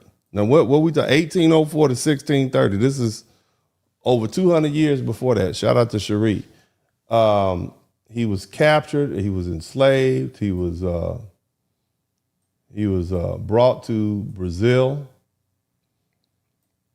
in bondage, and then he escaped. And he did more than survive. He helped build and lead a fortified, independent Black kingdom in northeastern Brazil. He ruled from a royal enclave called the Macacao, right? And was treated like a true monarch. He had guards. He had an official structured court. They did business. Okay, and again, the name Ganga Zumba is believed to be derived from Kikongo, which means great lord or spiritual ruler. Shout out to Cherie. And what existed in the Palmares was not chaos or improvisation. It was an African statecraft. It was transplanted to the Western Hemisphere in the 1600s. Let that sink in. So when people from Haiti say, no, we were the first independent nation, no, you weren't. What about Ganga Zumba? What about the Quilombos Palmares? All right, I'm gonna put this word in here. I want you guys to understand that. So again, this is just them making up stuff. It only works on people who don't actually take the opportunity to really ask the right questions and learn the history. Okay? Now, again, this is 16th and the 17th century. So this went on hundreds of years. Especially, look, you had runaway Africans who formed fortified, and it was more than just this one. Okay? This was just a well-known one. They formed these fortified settlements known as Quilombos or Macambos. And these were not small hideouts. Some became structured societies with agriculture, military, defense systems, political leaderships, and the most powerful, again, was the Quilombo of Palmares in northern Brazil. And it believes that it went from 1605, okay, onward. And that's almost 200 years before Haitian got its independence. And look, it's not a camp. It's not a runaway settlement. These was not like in Jamaica when you had a bunch of people up in the hills called them Maroons. These people had real settlements. It was located in the Serra de Barriga, which is present-day Alagoas, Palmares, and it developed into a very sophisticated, self-sustaining political entity. It had a centralized government, had a legal structure, they had courts, they had a military, they had agriculture. They did trade with the neighboring towns. They had fortified defenses. Okay, and again, this is run by Ganga Zumba. Now, I found it interesting in my studies. One of the most powerful figures was a woman named Dendera. It's a beautiful name, Dendera dos Palmares. Dendera was his wife. Okay, she was the wife of this man. I think I have a photograph of her. Let me see if I can get a good picture of her for you all to check out. I believe, and she died in 1694. I think this is apparently some sort of photograph of her that was taken. I'll do my best to try to pull it up for you guys. Okay. Let me see if I can. Darn it. Okay. This is a picture of her. This is his wife. She was a queen. This is a black queen here in America. Her name was Dendera. Isn't that a beautiful name? Why you keep naming your sisters after these folk that you don't know? Beautiful name, Dendera dos Palmares. And she wasn't just a wife, she was a leader. She was a fighter. She was an active part of the Palmares leadership. And during the time of Ganga Zumba and later during Zumbi, who was his predecessor, stories about her say that she helped defend the Palmares against the Portuguese because they were being attacked. Okay? She was trained in combat, so she knew how to fight. Okay? She capoeira, which is a Brazilian martial arts, and she took part in the planning on how to protect the kingdom and how to survive. This is her name, Dandera. She was one of the people who helped keep it strong. Her importance was not just in battle. In 1678, Ganga Zumba made a treaty with the Portuguese that would have forced the Palmares to obey colonial rules and return newly escaped Africans to slavery. Dandera, his wife, is remembered as opposing that treaty. And she believed freedom should mean freedom for everyone, not just limited peace under Portuguese control. Her strong stance helped shape the struggle inside the Palmares, and that later made Zumbi the main symbol of resistance. Even though colonial records did not write much about women because of, how things are, Dandera's story lived on through oral history. Basically, people have been telling her story for hundreds of years. Okay, this is an Afro-Brazilian tradition. Today, she's honored in Brazil as a symbol of Black woman's strength, leadership, and resistance. She's remembered because she fought. Okay, and this is a strong Black woman right here. Okay, I know it's gonna be some people, oh, that's a pretty name. I'm gonna name my new niece Dandera. I'm gonna tell my sister to name her daughter Dandera. Beautiful. Keep in mind, this is the 1600s, man. This is 1600. This is nearly a century before Haiti's independence in 1804. And after Ganga Zumba, after he passed away, his nephew took over. So we're not just talking about an isolated group of people. His nephew took over the position of king, Zumbi dos Palmares, whose name derives from the Bantu word Nzambi, or Nzambi meaning spirit or God. Zumbi became the last king of the Palmares and led resistance against the Portuguese colonial forces for over a decade. He fought, he resisted, he refused surrender, and in 1695 he was captured and killed. November 20th is the anniversary of his death, and he's celebrated in Brazil as the Dia de Consequência de Negra, Black Consciousness Day. Okay, and he's honored nationally as a symbol of Black resistance. You understand what I'm saying? This is well before the Haiti was even a country. Okay, because the French didn't show up and bring the Africans that later became Haiti till much later. All right, but again, this is Ganga Zumba's nephew. You hear, okay? So you had a king and a succession of a king. I actually have a photograph of him too. They actually have a pretty good photograph. You guys check this out. I'll try to see if I can put this up for you guys so you can see this. This is him right here. Okay? See that? That's the nephew of Ganga Zumba, this Black man right here. Zumbi dos Palmares. You understand? So he was the second king of that region, right?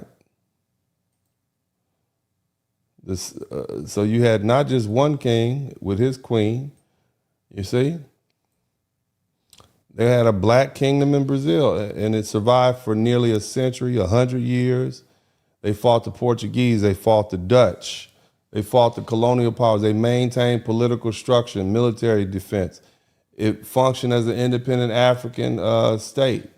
And this happened in the 1600s, you see? Now, eventually, these Europeans fought on 6 separate campaigns and they failed to destroy it. Okay? And this level of sustained resistance predates 1804 by generations. Eventually, in 1680 and the 1690s, they sent mercenary forces into the jungle that specialized in jungle warfare, and they managed to destroy the Palmares, but its existence proved something important. Black people in America were building sovereign, self-governing states long before Haiti declared independence.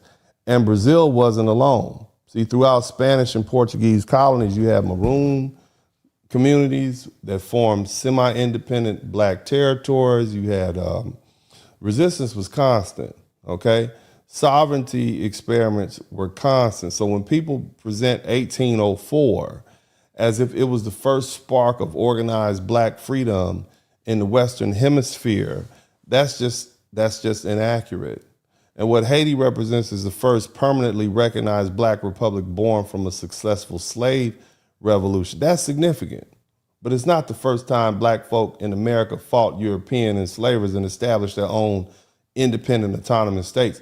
There's a difference between the first independent nation state recognized diplomatically by these white folk and the first sovereign Black kingdom, empire, a state formed by resistance. They didn't care if the white folk represent them not. You better not come over here. Okay, and the Palmares predates Haiti. Okay, the Maroon states predate Haiti. That Black military resistance in Brazil, in the Americas, it predates Haiti. So again, we respect the Haitian Revolution. It deserves its place in history, but history is broader than just one date. Okay, 1804 was monumental. Okay, but it was not singular. It was not beginning of Black resistance in the Western Hemisphere. You understand what I'm saying? It's not about diminishing Haiti. It's about expanding the record. Black resistance in America didn't begin in 1804. It didn't wait for the French revolutionaries. It didn't need permission. It already happened. Now, let's widen the lens, because if we're going to talk honestly about Black sovereignty and resistance in the Western Hemisphere, we also have to talk about Brazil, the country that received the largest number of enslaved Black people in the Atlantic slave trade. 37% of the enslaved Black people sent to the Americas went to Brazil. That's darn near 40%. Okay? Let that number sit in. Okay? More Africans were taken to Brazil than to any other single country in the Western Hemisphere. That includes Colombia, Venezuela, Mexico, El Salvador, the United States. Most of us went to Brazil. And in that sense, Brazil became one of the central hubs for the Black diaspora outside of Africa itself. After slavery was abolished in 1888, Afro-Brazilians were left with many of the same structural and disadvantages we see throughout the diaspora. Shout out to Mark Freelancer. Economic exclusion, social marginalization, racial hierarchy. Many of them live in a province called Bahia. Beautiful name, right? Bahia. You all are learning some beautiful name. Dandera, Bahia, which became a cultural stronghold for Afro-Brazilians.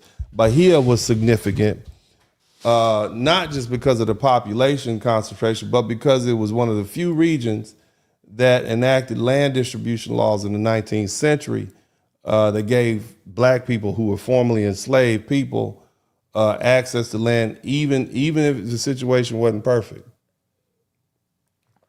See, what matters here is not just the numbers, it's the culture. Afro-Brazilians descend primarily from West, Central, and Southern African populations, including the Congo, Angola, the Yoruba, the Hausa, and the Fulani people. Some of these Africans brought to Brazil, they were Muslims, okay? We talked about that too. They were literate, they could read Arabic. In fact, some of the enslaved Africans in Brazil were more formally educated than their enslavers. Now, there was something that happened called the Male Revolt, led by Muslim Africans in Bahia, and it stands as one of the most significant organized slave rebellions in Brazilian history. Again, these are us fighting back, okay? Culturally, the African imprint in Brazil is undeniable. The Yoruba religion, religious systems helped give rise to candomblé, which is a spiritual tradition. Some of us call it voodoo, hoodoo, whatever. But it's a spiritual tradition established in the early 19th century by freed African women in Bahia. And the first major temples were formed or founded by women such as Aya Adieta and others who preserved the Yoruba cosmology and ritual structure. and the priesthood lineage. And see, these houses of worship maintain African theology systems in the heart of the Americas. And so from Central Africa, particularly Angola, Congo, you got these martial arts traditions called capoeira. And you guys know I practice Brazilian jiu-jitsu. And we always do, we add in some capoeira moves into that. There's a lot of takedowns that we use in jiu-jitsu. Am I boring y'all? Because it seems like we losing people.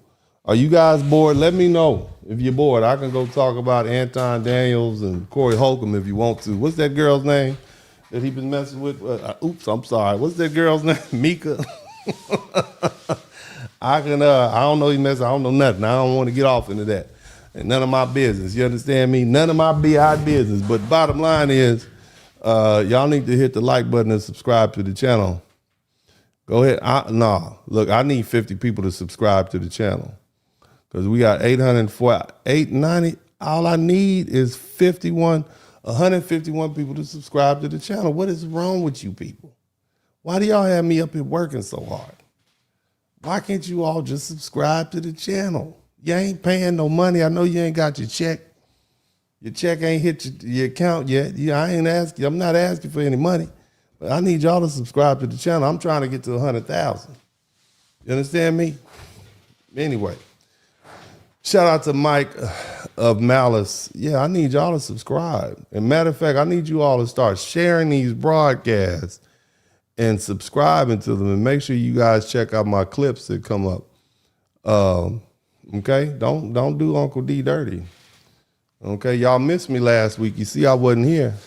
I had to go back to my regular job because you all, I know I can't depend on y'all to take care of my bills. You understand me? But I definitely need you all to subscribe to the channel. Hit the like button too. All right. But let's get, where was I? So Brazil, the largest group of black people came to Brazil. And if you want to, to say that Afro-Brazilians shaped Brazilian culture, it's not exaggeration. In many ways, Brazil, as we know it, did not fully become Brazil until Africans transformed. It was just a bunch of Portuguese people in the forest. And despite that influence, Afro-Brazilians have historically faced severe social and economic inequality. The popular portrayals in Brazilian cinema and culture often reduce them to stereotypes: servant, comic, figure, criminal, exotic body. Sound familiar? Because this pattern repeats itself here in the United States. But the larger point is this: black sovereignty, black institution building, black cultural dominance, black resistance. These didn't begin with Haiti in 1804. They were happening in Brazil in the 1600s. They were happening in Palmares with Ganga Zumba and Zumbi. They were happening in Bahia. They were happening through Muslim revolts. They were of the slaves. They were happening through preserved Yoruba religious systems. They were happening through Angolan martial arts traditions that turned to national symbols. You see? The Haitian Revolution, again, is monumental, but it exists within a much broader, much older arc of African resistance and statecraft in the Americas. And history is layered, and diaspora is bigger than one date. Now, here's the cold part about it. Okay? Before Ganga Zumba, before Haiti, there was Gaspar Yanga. Gaspar Yanga. Before him, before the king of Brazil, right? Before Haiti declared independence in 1804, you had a black Mexican. Somebody type black Mexican in the chat room. Actually, it's called New Spain, okay? But his name is Gaspar Yanga, okay? He too was from Angola. And I think I got a photograph of him too. Let me see if I can pull this up on the internet. All right, everything is available on the internet. So you guys can see, and it's right down there right now where you can see it. His name was Gaspar Yanga. Look at that clearly black man right there. Okay? Y'all want to hear a little bit about him? I'll tell you. He was born in 1545 in a region called Gabon or Angola. And he was possibly of royal lineage. So they were literally taking kings and queens and people who were, well, you can't look, you're not going to keep him as a slave. It's just, he doesn't have the mentality, but that's him right there. They have a statue for him. Okay. El primer libertador, which means the first liberator of Mexico. That's how this black man is remembered. Look at that. Okay. Machete in one hand and the stick in another. This is 1545, 1804 versus 1545. Well, actually, it's a little later than that, 1870.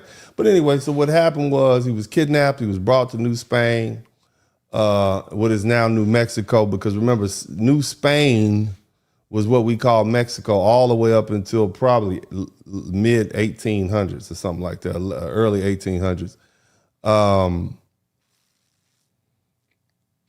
He was sold into slavery. He was forced to work on a plantation near the Gulf port of Veracruz. I did a broadcast on that. Y'all check it out.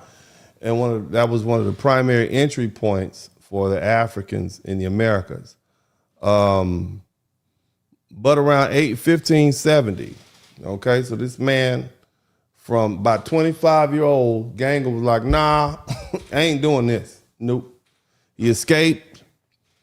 He didn't just simply run into hiding, he organized. And in 1570, Ganga led a group of fellow enslaved black people into an escape from bondage. And they went into the highlands of Veracruz. Okay, and they weren't scattered. They weren't scattered fugitives. They stayed under his leadership. They built fortified maroon villages called palenques. And surviving and growing over decades, and other escaped black people and folk joined them. They fought the Spanish for 40 years to maintain their autonomy.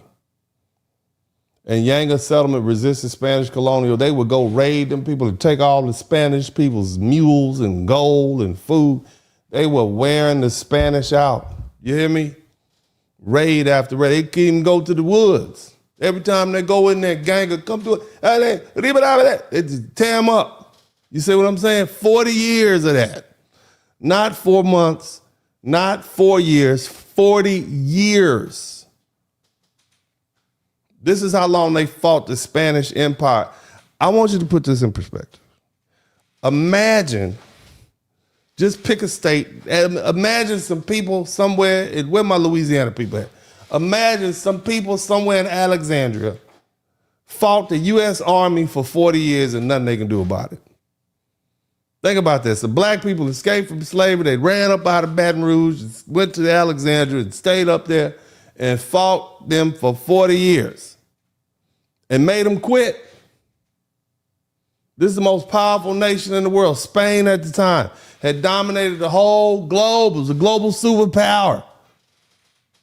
From 200 years, 16th to 17th century, you had all kind of territories. They took the Philippines, they took everything.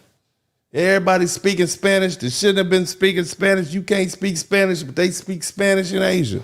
It's a bunch of Filipinos that speak Spanish with Spanish last names. They shouldn't be speaking Spanish, but Spain came over there. Spain came to Mexico, had the Incas speaking Spanish. They beat everybody. But they couldn't beat Gaspar Yanga. So guess what happened by the time 1609 rolled around? Okay, so this man from 1545, he escaped in 1570.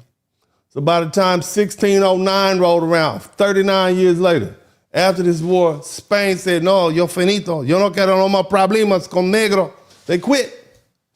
They literally negotiated with him, and they were forced to grant Yanga his town, autonomy.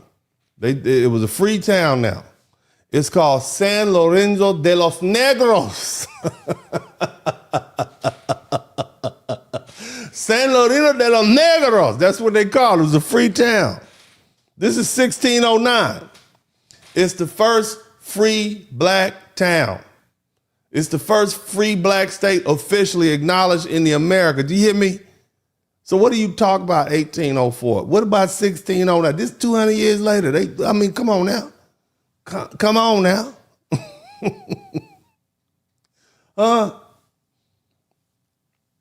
Even to this day, Gaspar Yanga's name is still honored. He's a national hero of Mexico. He's like Paul Revere or Tom Sawyer or I don't know, pick a name. You see what I'm saying? He's a hero. The first liberator. His name, Yanga, means is tied to pride, okay? It means like, I guess, arrogant one, walks tall. That's what Yanga means. You see?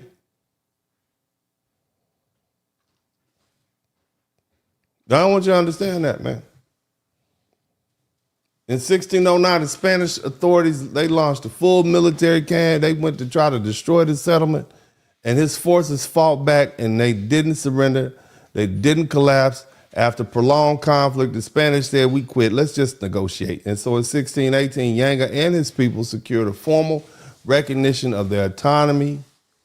And again, the town is called San Lorenzo de los Negros, or St. Lawrence of the Blacks.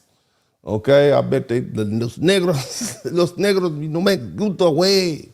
Somebody type, way, no me gusta, way, whatever. Now it's been renamed Yanga in honor of the man who led the fight. But I want y'all to let that register. You see? Early 1600s, you had black folk who fought so hard that white folk had to recognize their autonomy. Okay? It's a free black town officially acknowledged by the Spanish crown. Gaspar Yanga is now a Mexican national hero. And his legacy stands as proof that organized black political leadership, military resistance, and negotiated sovereignty in the Americas existed nearly 2 centuries before 1804. So what are you Haitians talking about? See, what are you talking about? Whether we're talking about Palmares under Ganga Zumba, functioning as a sovereign African kingdom in Brazil in the 1600s, Gaspar Yanga secured a recognized autonomy in Mexico by Spain in the 1600s. Again, we got respect for Haiti, what it did, but that's not the truth. The record is you weren't the first. Black resistance didn't begin in 1804. Black sovereignty didn't didn't have to whoop the French. We whooped the Portuguese and the Spanish before the French even turned up. You understand what I'm saying? So anyway, let me go ahead and read these super chats because I ain't going to be fooling with y'all all night. Y'all be playing out here. Y'all don't even want to hit the subscribe button. But I'm going to read these super chats. Did you learn something? If you learned something, I should earn something. If you learned something, I should earn something. I'm so disappointed at these. Y'all are disappointed. Look at that. All I have is 900. That is sad. You all are sad.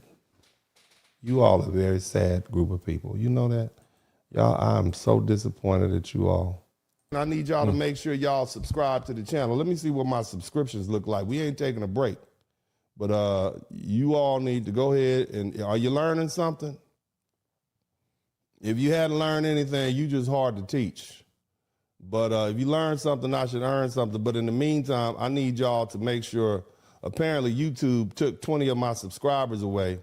For whatever reasons, I need you all to make sure you are still subscribed to the channel. Please subscribe to the channel right now. Take the time to subscribe to the channel. I'm checking to see what my subscriptions look like right now. I need you all to take the opportunity to subscribe to the channel. You'll never get another person as bold as me. I need, I need approximately 18 people to subscribe to the channel so I can get to 92,600. I need 18 people to subscribe to the channel so I can get to 92,600. Okay, so take the time and hit your little button and subscribe to the channel right now. I know you hear me. I know you hear me. I know. I'm looking at you. You right there. You with your phone like this on the side of your face. I'm looking you in the pickup, you in the truck with your phone down there listening to me in your truck. You riding across the country. Yeah, you. I need you to subscribe to the channel right now. Don't play. All right? Go ahead. Go ahead. You sitting in there ignoring your girlfriend. Listening to me, go ahead and do it. Go ahead. Everybody who have something else to do and you sat up here and decide to listen to me with your earphones on, subscribe to the channel right now. I'm talking to you. I'm talking to you. Yes, you. Is he talking to me? I'm talking to you. You with the shirt on. I'm talking to you right now. And I'm talking to you too, lady. I'm talking to you with the bonnet on your head. All the women with bonnets on your head. Every woman with a bonnet on her head, I need you to subscribe to the channel right now. All right? Fellas. All the fellas with crusty feet, I need you to subscribe to the channel right now. I need my crusty feet crew. All the brothers that have not put lotion on their feet and they got ashy ankles, I need you to subscribe to the channel. All the white supremacists who are waiting around for me to to get the black committee to issue an official apology, I need y'all to hit the subscribe button now. Go ahead and do it. All the angry Muslims, all the angry black Muslims, I need you to come in here. I need you to subscribe. You need to hear this. You need to come on up in and hear this. I need 6 more people to subscribe to the channel right now. All you angry, come on. Come on now. Don't run from it. Don't just be happy it's not your day. Just be happy it's not your day. I'll be on them. When people day, I give them their day. The Haitians, they caught hands last week. The poor Haitians, they was like, what are you doing to me? We are doing. Yeah, I caught hands. It's not your day today, baby. Subscribe to the channel today. Go ahead. We need 5 more people to subscribe to the channel, and I get back to work. I need 5 people. Out of 600-700 of y'all, I need 5 folk. You send this to a friend. Send this to your Muslim friend. He about to do his hadith. He over there, talking about don't eat pork.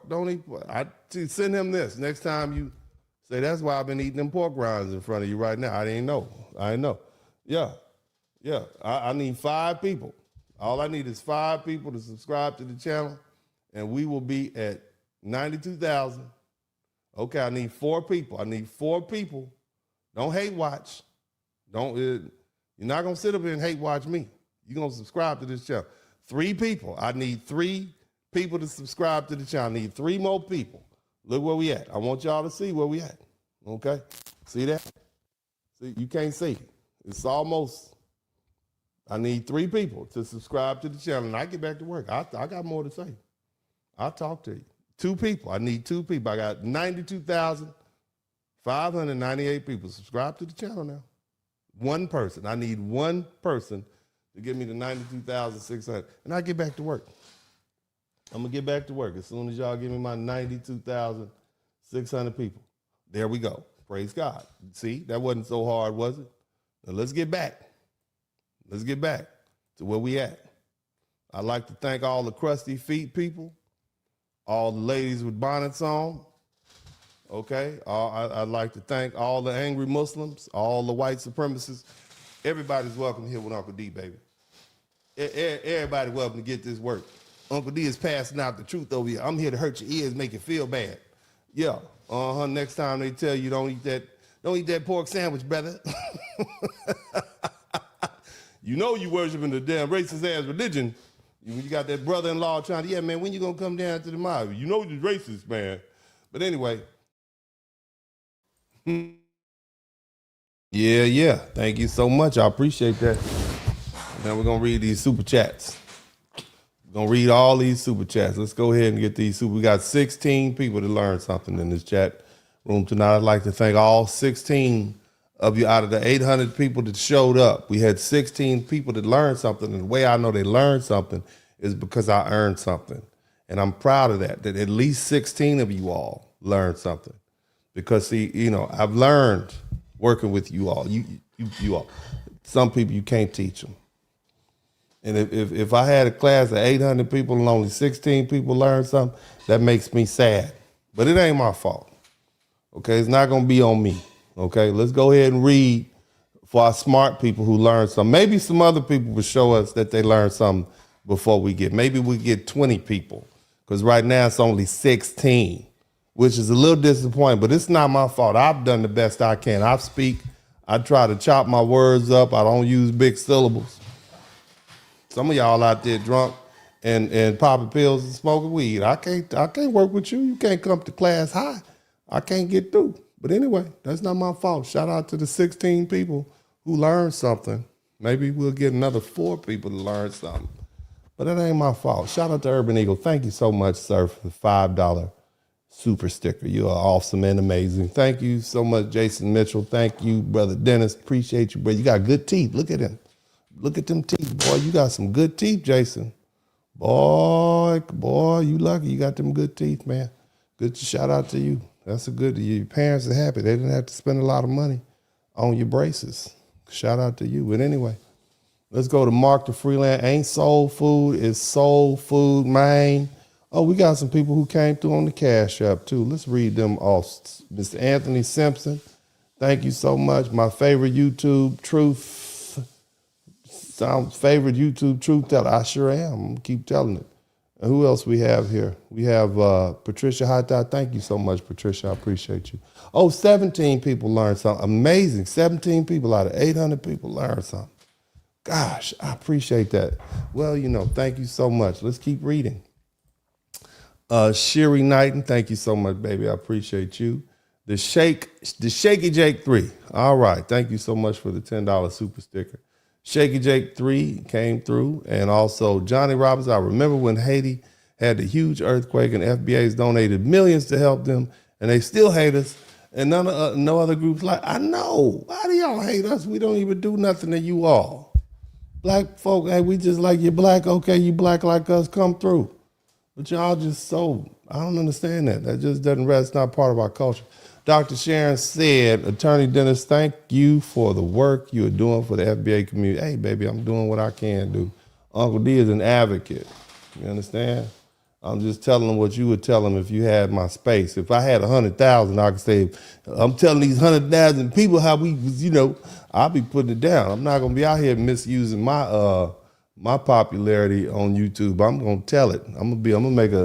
This is going to be a legacy sort of thing here. You can be able to come back here in years and look at this. You see what I mean? But thank you so much. I promise when I get to the point where I have hundreds of thousands of subscribers, I'm going to use it wisely, and it's going to be beneficial to us. It's going to be beneficial to you all who supported me and black folk in general, but foundational black Americans, people specifically. But again, I'm an advocate.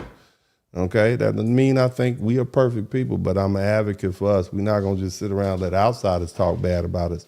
Shiri 65, the disdain is rooted in envy. They think our position in the U.S. society should be lower than theirs. We're not only the most influential, but also the richest slave descendants in the world. And they absolutely hate that. Yeah, I know, because we do things. We're blessed people. That's why. Mark Freelance's FBA Brazil making moves way before the Haitians. Shout out to FBA. Shout out to Ganga Zumba and Dandera of Brazil. Yes, indeed. Thank you so much, brother. I love seeing my brothers have been in here for years with me. Let's see. Mike of Malice Leon, love your history lesson. Rarely comment. Thank you so much. I appreciate you. Text Patrol, $5 super sticker. Also, CJ Marsh, one of my boys from New Orleans. Yeah, what's happening, brother? What's happening? Like and subscribe. Yeah, y'all like and subscribe. We got 17 super chats. Well, we get 20. That'll be plenty. We got 17. Maybe we get 3 more people to subscribe if I say something else that you'd like to hear. I'm from Bahia, Salvador. Oh, you are? Amazing. Okay, great. So that's a rich history down there. Shout out to you, Text Patrol. Thank you again, CJ Marsh. I learned, Uncle D. Who else? Mr. Mikhail. If we learn, then it should earn. Yeah, we should. But people don't get the check yet. I don't take food stamps. But anyway, JR, The Real Hill, this is for the past learnings. Keep up the work. Yeah, man, I try to do it with humor too. But again, thank you all so much. I'm going to go ahead and wrap this thing up. We got 17 super chats. All of you guys who contributed, you are the real MVPs. You are great. Again, I appreciate you guys. I'm not going to be on here. I just put out the good, high quality stuff, and I appreciate everybody who contributed to the super chat, the Cash App, and the PayPal. You guys are great. Again, you don't owe me anything. If I don't learn, if you don't learn, I shouldn't earn. But anyway, let's go ahead and do this. Because I want to kind of bring this all the way back home. Okay. After this backlash, you start seeing a wave of Haitians coming forward. And the title is Black America Claps Back with Facts at the Haitian Hater. Okay, shout out to Mr. Bowden. All right, we got 18 super chats. Maybe we'll get to 20. All right, we got Mr. Supreme. Thank you so much, man. You guys are amazing. I appreciate y'all. But let me, you got these Haitians coming forward saying she doesn't represent us. You heard them. You heard people say that, they were brought to tears, right? You heard apologies on behalf of Haitians. You heard them say that speaks more to her trauma than to the Haitian people. You heard she got, triggered. You heard y'all don't have to read Haiti down like that. You heard Haiti isn't perfect, but it's ours. You heard we know our country has issues, but don't drag us because of one woman. And see, let's be clear about something. All right? The fact that people are apologizing, that matters. But accountability matters also. That's healthy. And that shows at least some people of Haitian descent understand that what was said was out of line. But here's the real issue. The apology came after the insult went viral. The apology came after the reaction. The apology came after Black Americans responded. See, yeah, you can't apologize after you start catching hands and then I'm sorry. See, because what we see is a pattern. The disrespect happens publicly. The defense of Haiti happens emotionally. But the correction of the behavior, that always seems softer than the correction of the response. Now let's talk about this trigger narrative. The argument that is made is that she was triggered, that someone simply asked her nationality and something inside of her caused her to lash out and say, dirty Black American. That she has trauma. Here's the question nobody's asking. Why is the trigger always aimed at Black Americans? Huh? Why is that? Why is the trigger always aimed at us? If someone's asking your nationality, if that causes you to insult an entire group of Black people, that's not just trauma. That's an internalized narrative. That's something learned. That's something absorbed. You don't wake up and accidentally say dirty Black Americans. That phrase doesn't come out of the thin air. And when people say stop reading Haiti down, understand what they're responding to. People weren't just calling names. They were pulling out footage. They were saying, if y'all call us dirty, let's compare realities. They're saying you don't get to throw stones. They and then complain when someone shows you a mirror. Even the Haitians apologizing to saying that openly. They admit their issues. They admit their poverty. They admit their work to do. They say it's ours. They love it anyway. Great for you. That's understandable. We can respect your pride. But see, pride cuts both ways. If Haiti is beautiful and it has a beautiful culture and history, so does Black America. If Haiti deserves not to be roasted and read down and disrespected, then so does Black America. The conversation has never been about dragging Haiti like it's some sort of spectator sport. It's about responding to a public insult directed at foundational Black Americans. And when someone says dirty Black Americans on a large platform, that's not a private emotional slip. That's a public statement. So yes, apologies, that's great. That's honorable. Okay, you can't apologize with your mouth, okay, while you still holding a knife in your hand, stabbing us. That's not how apologies work. Don't shift the focus from the insult to the reaction. Don't try to philosophize the trauma away. Don't tell Black America how to respond after being disrespected either. If something triggered her, then the work needs to happen there, not in telling us to tread lightly. You understand me? When we clapping back. Again, respect go both ways. Y'all can't sit up here and say she doesn't represent you, and then in the same breath lecture Black America on about how we're responding. You can't say we're sorry and then turn around and say y'all going too hard. You can't cry about Haiti being read the riot act and ignore the fact that the disrespect started with this whole thing calling us dirty Black Americans. An apology requires ownership. It requires correction. It requires drawing a line in your own community and saying we don't do that. And that's, look, not these excuses. You all need to check your own people. If she was wrong, then she needs to say she was wrong. That's it. But when the apology is followed by y'all don't have to roast us like that. Y'all must, and shout out to CJ Marsh. Y'all must been waiting to say this. This is my favorite. Y'all just been waiting to say something. Right? Then guess what? Now it stops feeling like accountability and it starts feeling like image control. That's why Black Americans aren't stopping. We're not going to stop. We're going to keep roasting y'all. Y'all going to keep on getting roasted. Because what we're seeing is this. The insult was loud. The apology was gentle. And the correction of us is even louder than the correction of that woman. And the imbalance is the problem. You don't get to throw a punch and then dictate the volume of the response. You don't get to disrespect the whole group of people in their own country and then turn around and tell us that we need to manage our tone and the clapback. That's not how this works. If you want this roasting to stop, then the disrespect has to stop first. You want peace and unity, then consistency has to come with it. If you want, look, you can't have unity on your own terms. Because again, you can't apologize while you're still gripping the blade. And until that changes, Black Americans are gonna keep this same energy. Shout out to Mr. McKiddell. Now let me go ahead and get down because I got something else to say.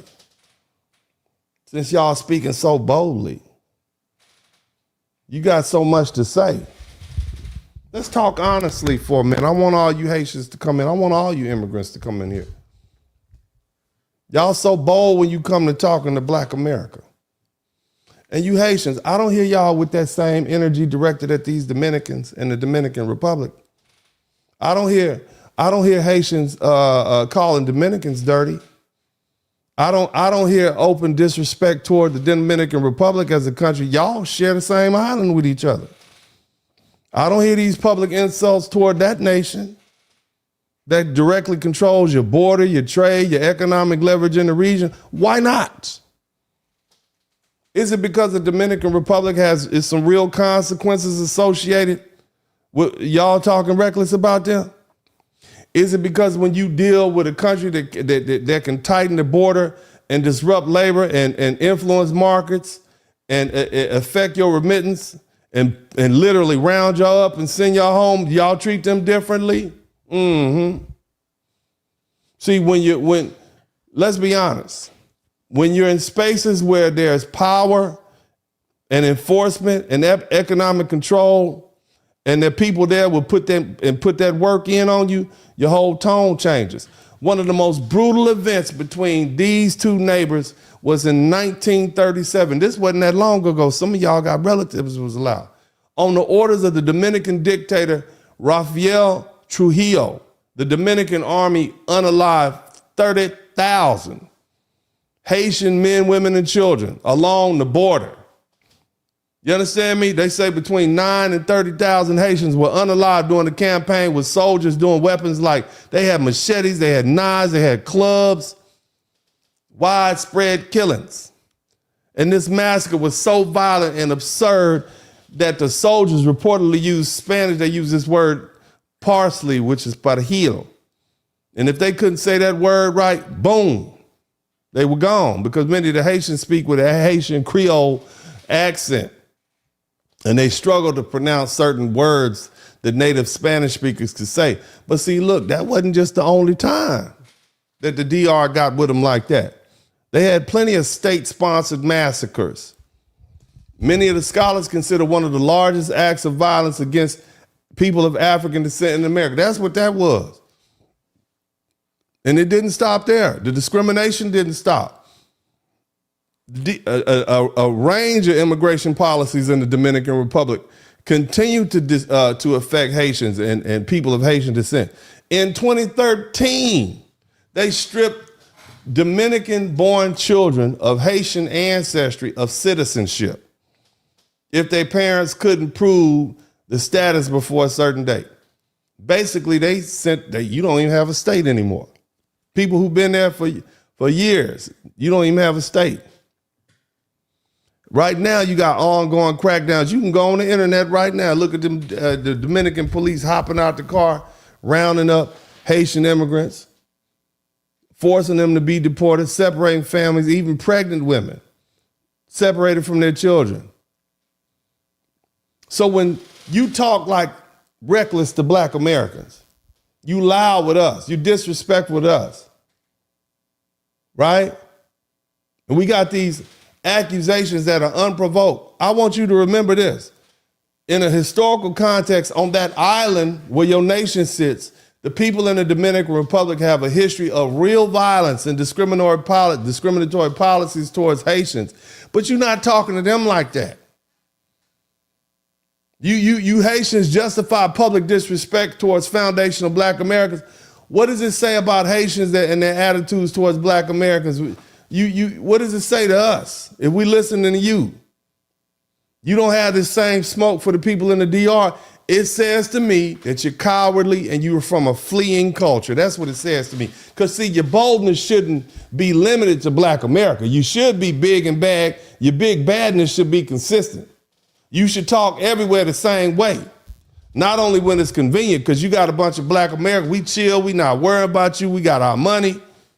We good, we don't worry about y'all. But y'all come to the United States, especially when you come to Black American spaces, and suddenly the language gets reckless. Suddenly that you bold and you bad, suddenly it's an entire lineage being insulted. And see, that's what my people are reacting to.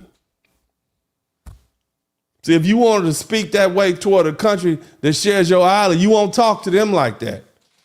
You wouldn't speak that way toward a government that controls your economic flow and your livelihood and they had to put BTA on you. Y'all know what BTA, you know what that? Belt to ass. You don't talk to them Dominicans like that. No, you don't.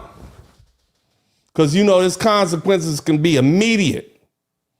And see, that's why language, that language, they're a little too comfortable with us. And that's not hate, that's pattern recognition. That's what it looks like to us. See, they respect where there's enforcement. They're bold where there's tolerance. And Black Americans are done being a safe target for all y'all. That goes to all you immigrants anywhere. We're tired of you not going to come over here and disrespect us in our homeland and make our life harder, because these white supremacist racists will get this rhetoric and they will turn around and recycle it and throw it against us. We know how our country works. Now, I'm going to say this again. If you Haitians don't call Dominicans dirty, why is the word so easy when directed towards us? If you don't publicly disrespect the Dominican government that directly impacts your survival, why is the disrespect to us so comfortable? See, that's the inconsistency that we see. And when people see selective boldness, they stop taking the apology seriously, because real respect doesn't change because because your leverage is lost. Now let's go a little deeper. Y'all want to go a little deeper? Y'all want me to stop now? Y'all want me to stop now? Because I got something to say. I've been saving this up all week. Would y'all like me to stop? Because there's some more I got to say. I'd like to go a little deeper.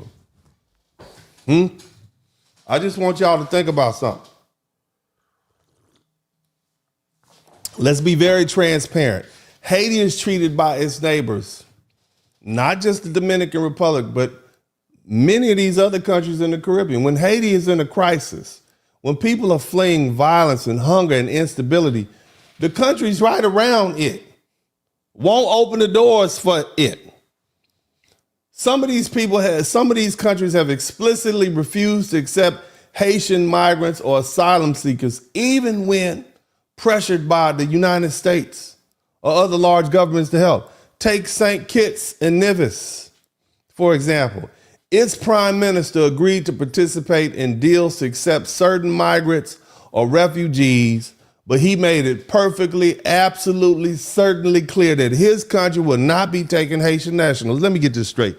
You willing to take some people from El Salvador, you willing to take people from China, from Russia, from Africa, but you don't want the Haitians, and the Haitians are right down the street. Right? And other Caribbean governments, while they're willing to negotiate with the United States on border refugee agreements, and they've done so with conditions, but they still don't want Haitians involved. They make exceptions for Haitians. We don't want them here. And this isn't accidental, because across CARICOM, the Caribbean community of 15 members, free movement is supposed to be a principal regional unit. You're supposed to be able to go from Trinidad to Jamaica to St. Kitts to all of them, right? But Haiti, they don't want you there. Largely because its neighbors see the ongoing crisis, they see the instability, they see the burden that these people bring. So what does that tell you?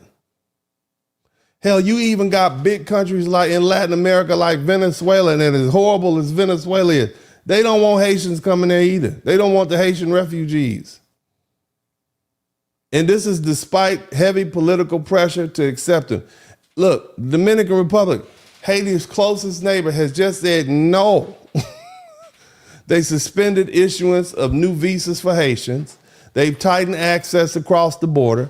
They militarized this border. They deported hundreds of thousands of Haitians, even using crowded detention centers with harsh conditions.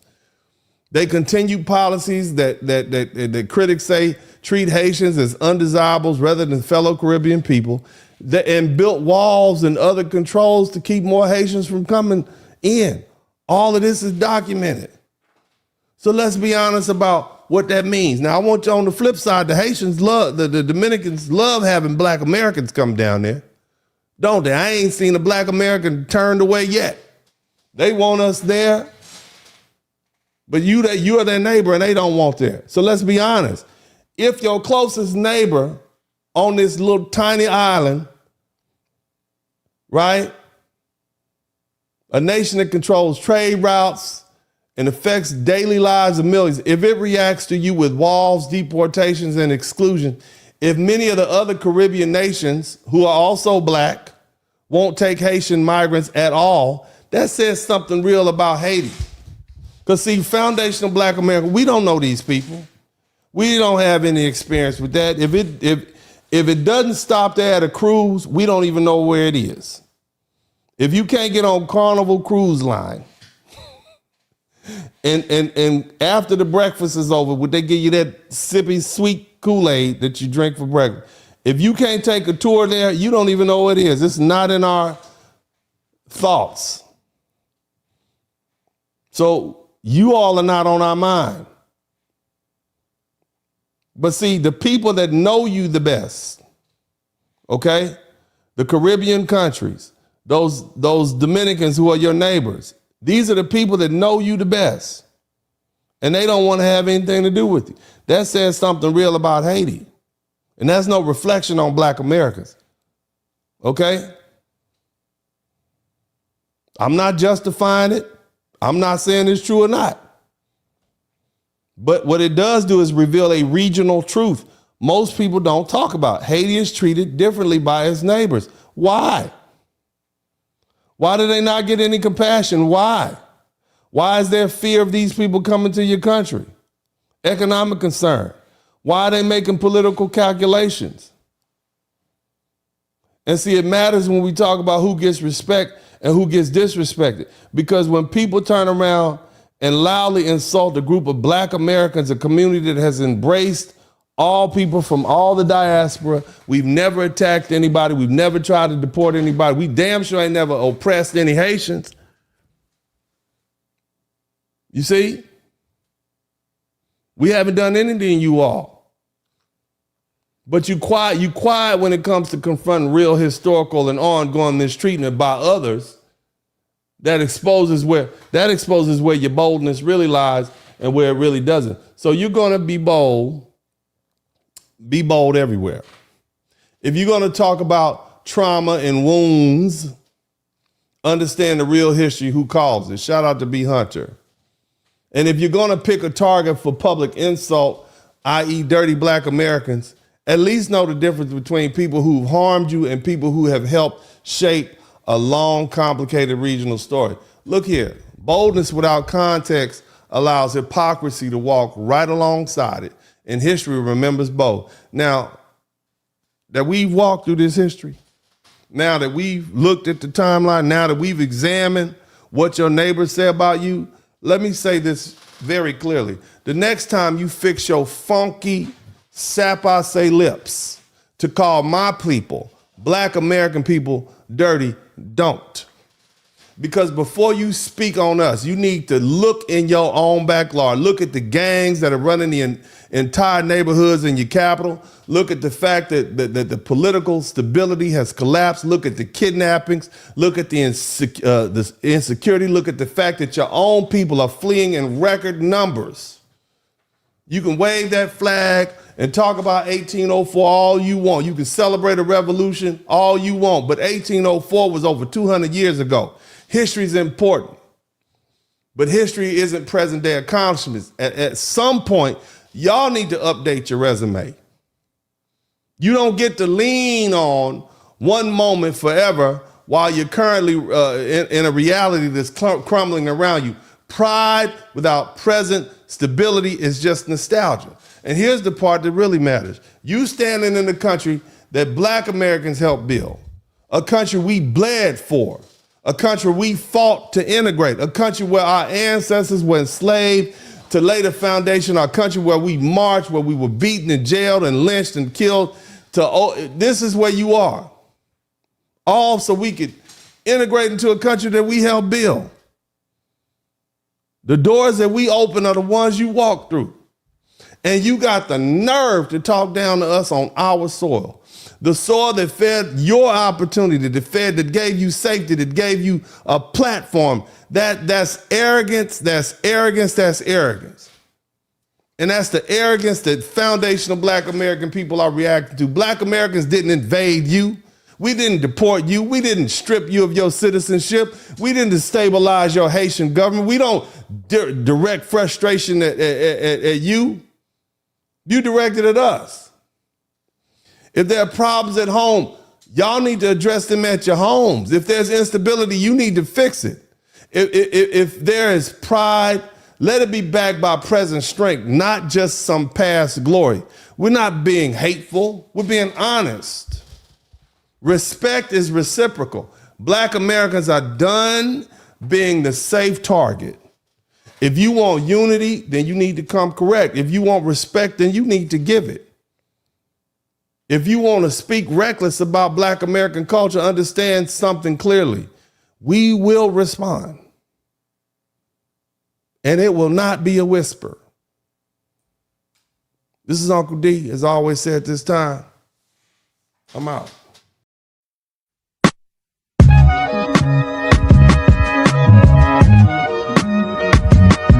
In the Spurling podcast, hit the like button, subscribe.